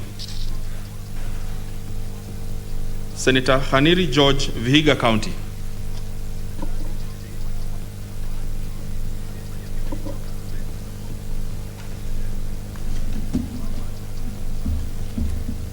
Senator Kibiru Charles Rubenson, Kirinyaga County. Mr. Chair, I vote yes for the two. Senator Kihika Susan Wakarura, Nakuru County.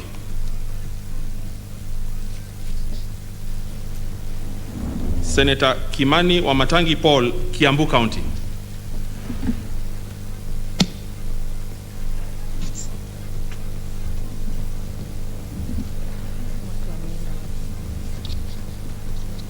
Senator Kindiki Kithure, Tharaka Nithi County. Senator Kirinyaga Ephraim Mwangi Maina, Nyeri County.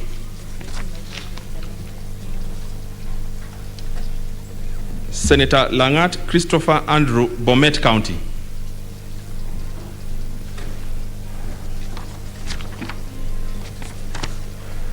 Senator Leleguel Tumbesi, Samburu County. I vote yes for the two. Senator Linturi Franklin Mithika, Meru County.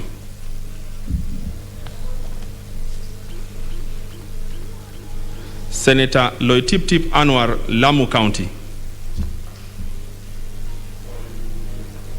Senator Madzayo Stewart Mwachiru, Kilifi County. Mr. Chairman, I vote yes for the two clauses. Senator Mohammed Mahamud Maalim, Mandera County. Chair, I vote yes for the two clauses. Senator Malala Cleophas Wahungu, Kakamega County. Thank you for that. Just hold on. Senator Malala Cleophas Wahungu, Kakamega County.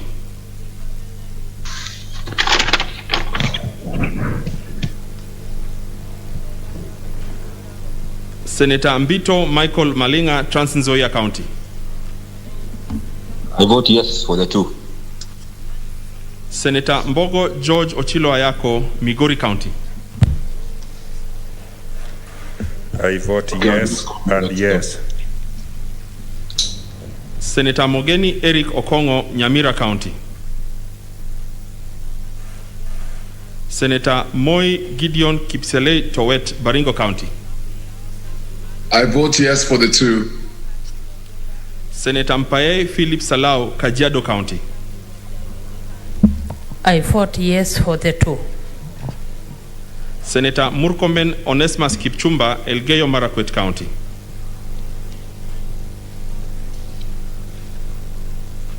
Senator Muthama Agnes Kavindu, Machakos County.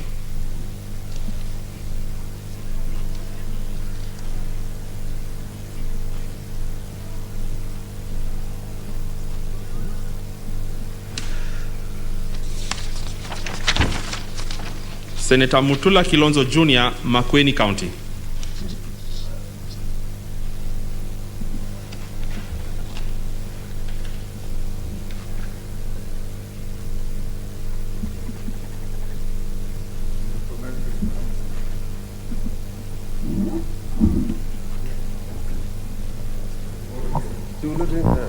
I vote yes for the two questions. Senator Mwangi Paul Githiomi, Nyandarua County.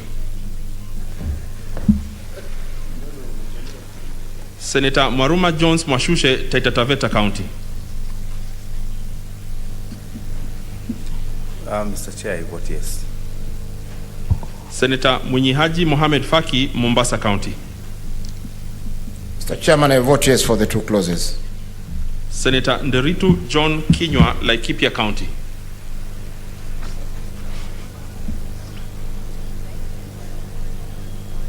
Senator Ndwiga Peter Njeru, Embu County.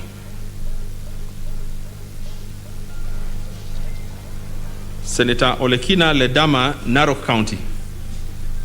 Mr. Chairman, I vote yes for the two. Senator Ongeri Samson Kegengo, Kisii County. Mr. Chair, I vote yes for the two clauses. Senator Orengo James, Siaya County. Chairman, I vote yes for the two clauses. Senator Outa Frederick Otieno, Kisumu County. Chair, I vote yes for the two. Senator Pogisio Samuel Losuron, West Pokot County.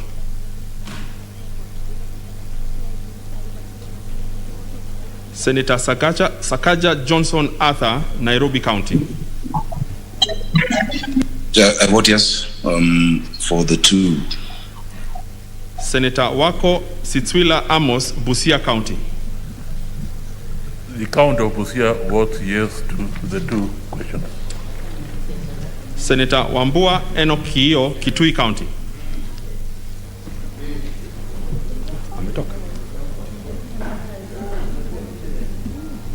Senator Wario Golit Juma, Tana River County. Senator Wetangula Moses Masika, Bungoma County. Mr. Chairman, I vote yes on both.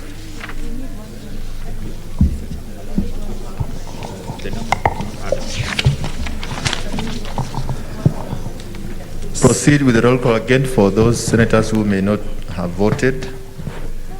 Senator Adan Dulo Fatuma, Isiolo County. Chania, Zima is...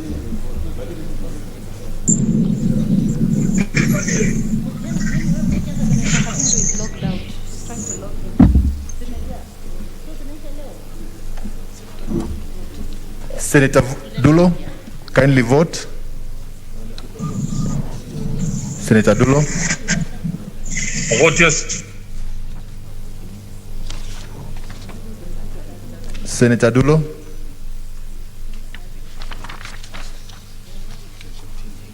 Let's proceed. Senator Ali Abdullahi Ibrahim, Wajir County. I vote yes for the two. I thought I voted before. No. Senator Boy Isa Juma, Kwale County.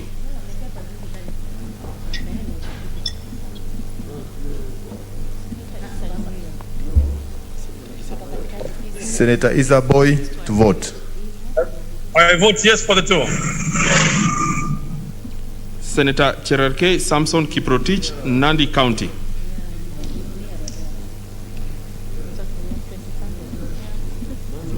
We have 25. That's 25. Senator Imana Malaki Charles Ekal, Turkana County.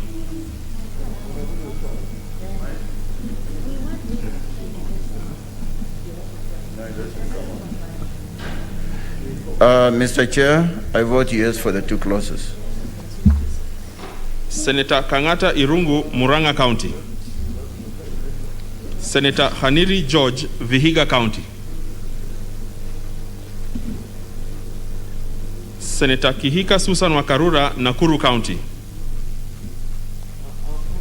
Senator Kimani Wamatangi Paul, Kiambu County. Senator Kindiki Kithure, Tharaka Nithi County. Senator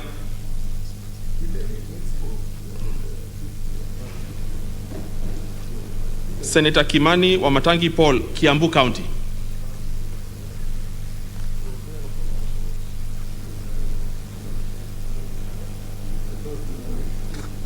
Mr.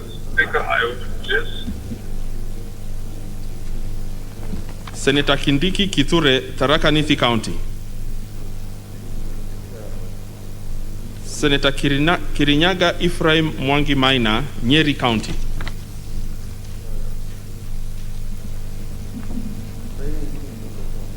Senator Langat Christopher Andrew, Bomet County. Senator Linturi Franklin Mithika, Meru County. Senator Loitiptip Anwar, Lamu County. Senator Malala Cleophas Wahungu, Kakamega County. Chairman, I vote yes for all. Senator Murkomen Onesmus Kipchumba, Elgeyo Marakwet County. Senator Muthama Agnes Kavindu, Machakos County. I vote yes for the 2. Senator Mwangi Paul Githiomi, Nyandarua County. Senator Nderitu John Kinywa, Laikipia County.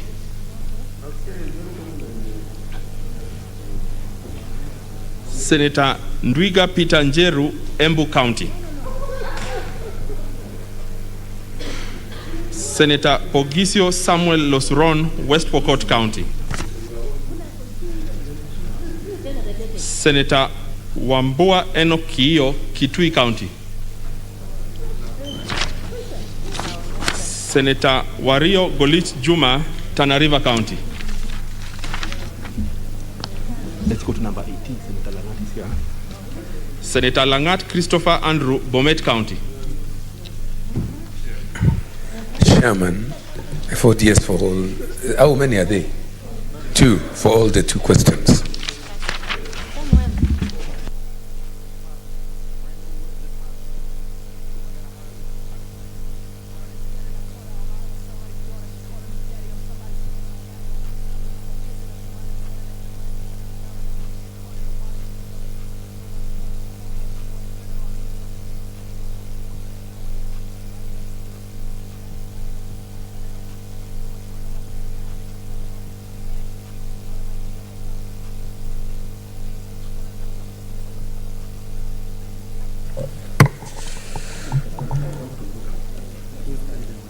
Order, senators, please, those senators who are online, please don't log out. We have 2 more bills to consider at the committee of the whole.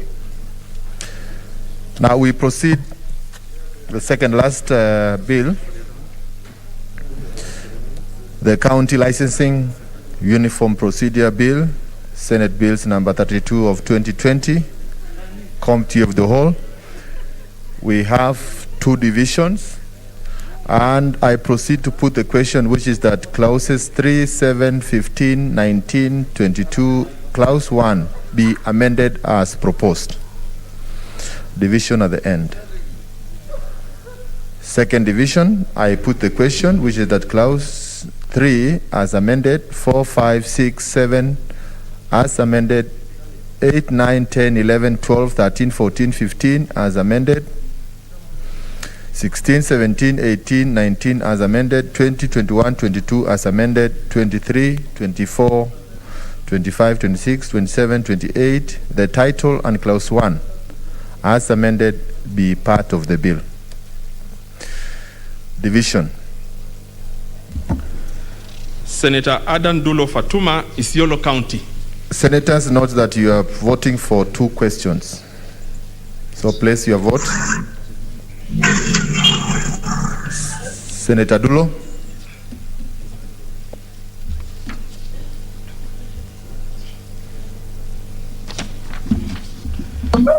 Chair, I vote yes for the 2. Senator Ali Abdullahi Ibrahim, Wajir County.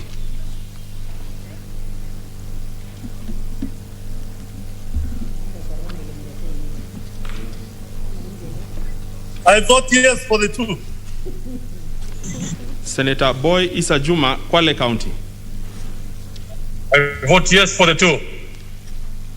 Senator Cherarkei Samson Kiprotich, Nandi County.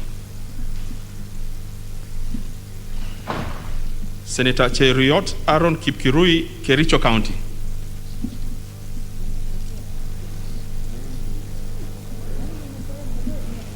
Senator Haji Abdul Mohammed, Garissa County. Chair, I vote yes for the two. Senator Hargura Godana, Marsabit County. Chair, I vote yes for the two. Senator Imana Malaki Charles Ekal, Turkana County.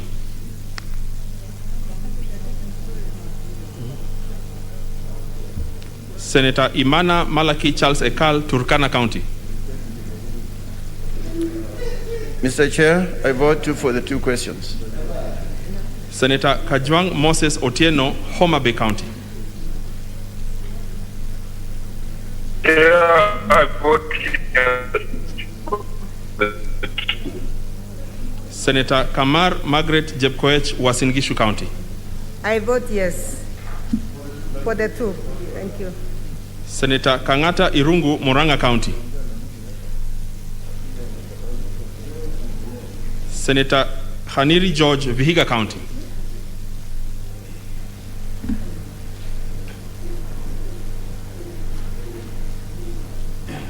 Senator Kibiru Charles Rubenson, Kirinyaga County. Mr. Chairman, I vote yes for the two questions. Kibiru. Senator Kihika Susan Wakarura, Nakuru County. Senator Kimani Wamatangi Paul, Kiambu County. Mr. Speaker, Mr. Chairman, I vote yes for the two. Senator Kindiki Kithure, Tharaka Nithi County. Senator Kirinyaga Ephraim Mwangi Maina, Nyeri County. Senator Langat Christopher Andrew, Bomet County.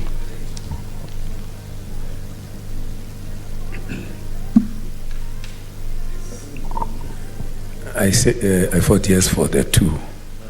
Senator Leleguel Tumbesi, Samburu County. I vote yes for the two. Senator Linturi Franklin Mithika, Meru County. Senator Loitiptip Anwar, Lamu County. Senator Madzayo Stewart Mwachiru, Kilifi County.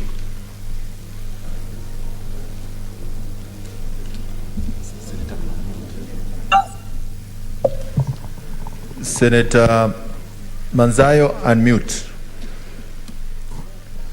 Senator Manzayo.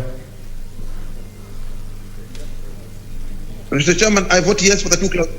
I vote yes for the two clauses. I vote yes for the two clauses, Mr. Chair. Senator Mohamed Maalim, Mandera County. I vote yes for the two clauses. Senator Malala Cleophas Wahungu, Kakamega County.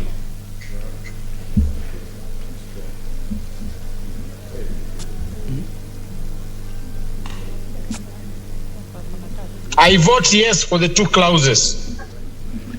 Senator Mbito Michael Malinga, Trans Nzoia County.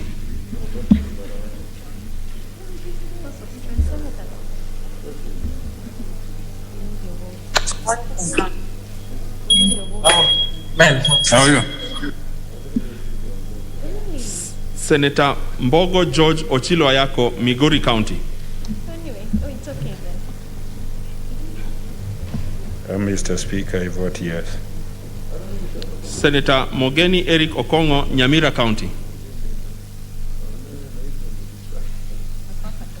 Senator Moi Gideon Kipselei Towet, Baringo County. I vote yes for the two. Senator Mpaye Philip Salau, Kajiado County. I vote yes for the two clauses on behalf of Kajiado delegation. Senator Murkomen Onesmus Kipchumba, Elgeyo Marakwet County. Senator Muthama Agnes Kavindu, Machakos County.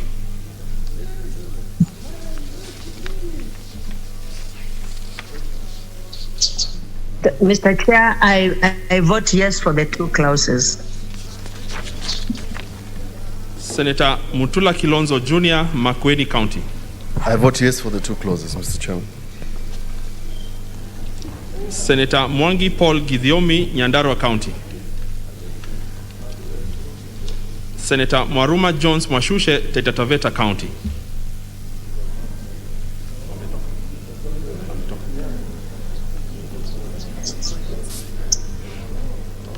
Senator Munyihaji Mohamed Faki, Mombasa County. I vote yes for the two clauses. Senator Nderitu John Kinywa, Laikipia County.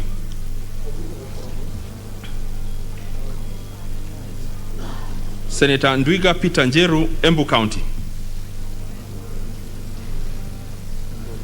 Senator Olekina Ledama, Narok County.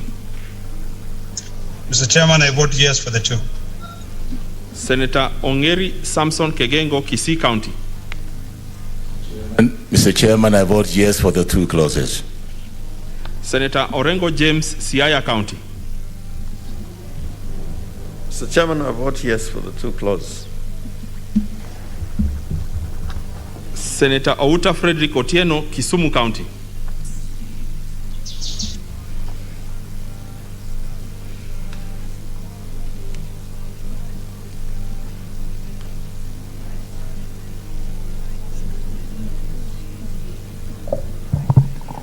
Senator Nyamunga, vote. Senator Nyamunga.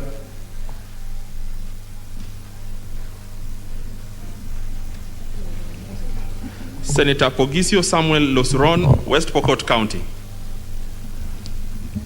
Senator Sakaja Johnson Arthur, Nairobi County.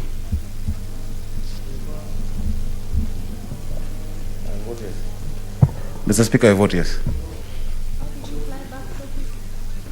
Senator Wako Sitwila. Senator Wako Sitwila Amos, Busia County. Busia County votes yes to the two questions.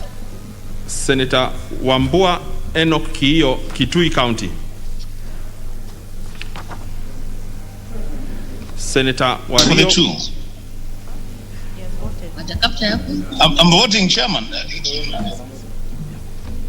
Yeah, proceed, Senator Wambua. Thank you. Senator Wario Golich. Chairman, I said I vote yes for the two. Okay. Senator Wario Golich Juma, Tana River County. Senator Wetangula Moses Masika, Bungoma County. Mr. Chairman, I vote yes on both questions.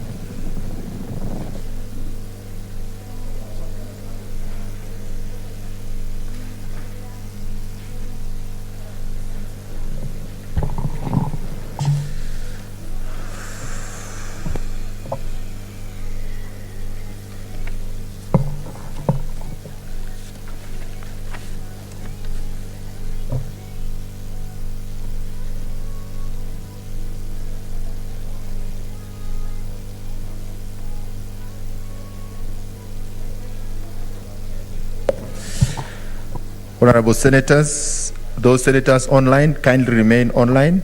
We are now considering the last bill at the Committee of the Whole. And the bill is the Salaries and Remuneration Commission Amendment Bill, Senate Bill number 31 of 2020.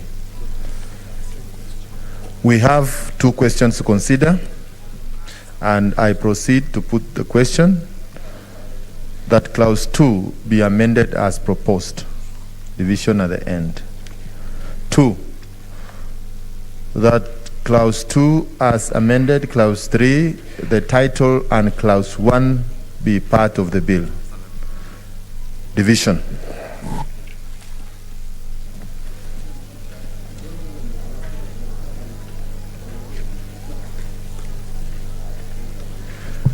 Those senators online, kindly remain online. It's now division. Senator Adam Dulo Fatuma, Isiolo County. I vote yes, Chairman. Senator Ali Abdullahi Ibrahim, Wajir County. I vote yes for all. Yeah. Senator Boy Isa Juma, Kwale County. Mr. Speaker, I vote yes for the two. Senator Cherarkei Samson Kiprotich, Nandi County.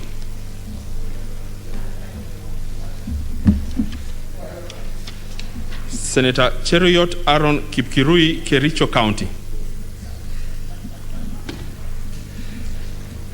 Senator Haji Abdul Mohamed, Garissa County.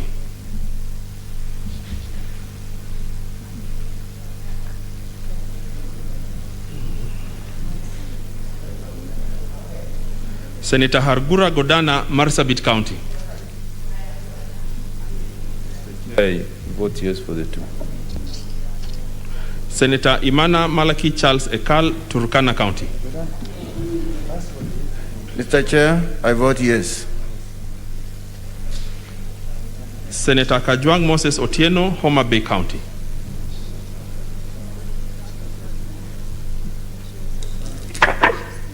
Chair, I vote yes.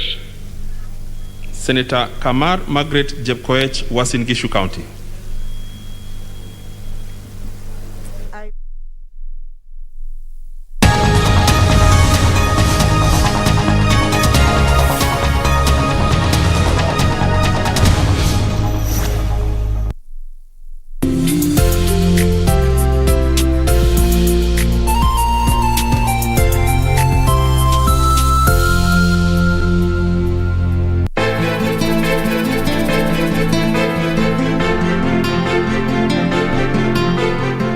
Utabakia hapa mpaka siku nitakapoamua.